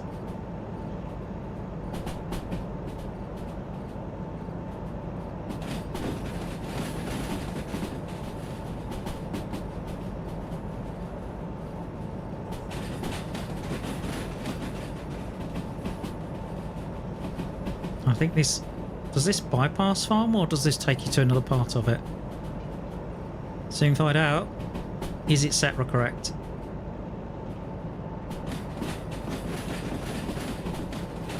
Yes, it is. Let's get the throttle on then.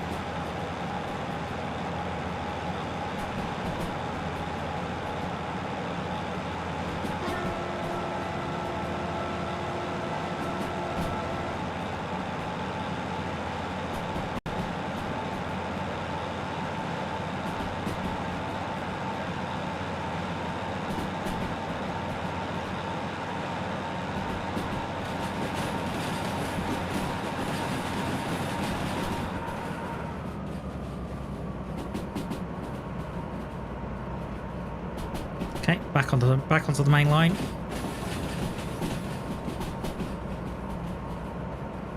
Okay, so we've got it. The next part is oil well.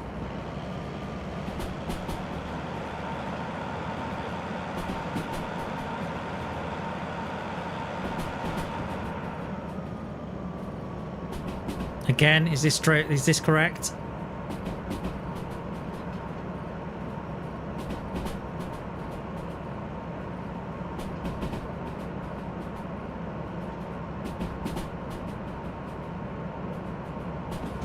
Yeah, this is set correct. No, it isn't. Oh, no. Brakes! Brakes! All of the brakes! Oh, dear. That didn't sound good. Oh, diddums. What have I just done?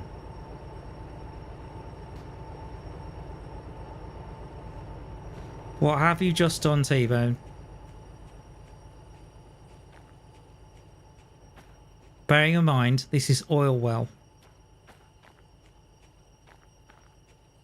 That did not sound good at all.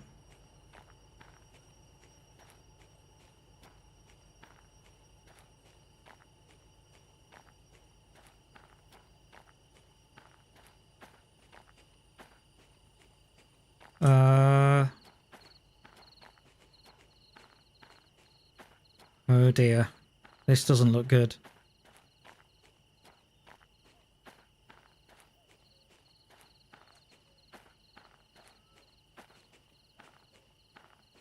Hold on, I need a bit of light on the subject. Did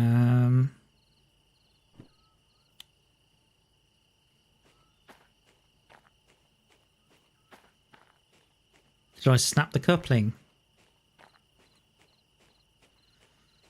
Oh no. Oh yeah.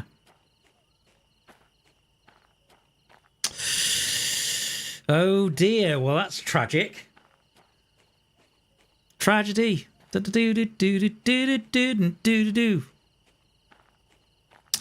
it was all going so well. No.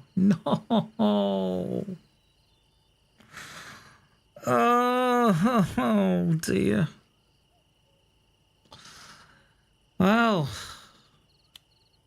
I don't know what to say, ladies and gentlemen.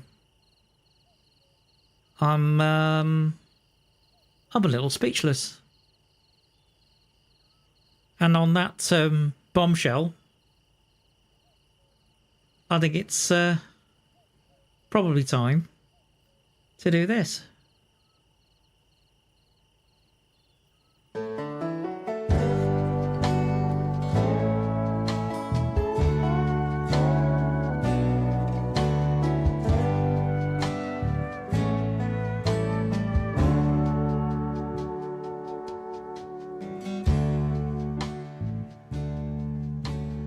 So, yeah, I think Rod's got the bright idea after causing many chaos and calamities, and now done it in the oil well. And I'm amazed. I'm glad I reached for the torch instead of the lighter. Yeah, but yeah, I'm going to run away bravely at this point before somebody comes at me with a crowbar. So yeah, let's see. Well, we'll probably rewind this save and let's see if we can get this job in on time without hitting anything. Oh dear, but yeah, thank you. So yeah, it's been great fun and a great stream. Thank you to all the people that have visited me. Thank you to all the creative people that make the music for the music and make this possible. But it's certainly been very entertaining. It's been great fun. Yes, next stream indeed is Friday, 7:30 p.m. Satisfactory, all being well. And until then, whatever you do, take care, God bless, and enjoy your gaming. This is Tbone logging off.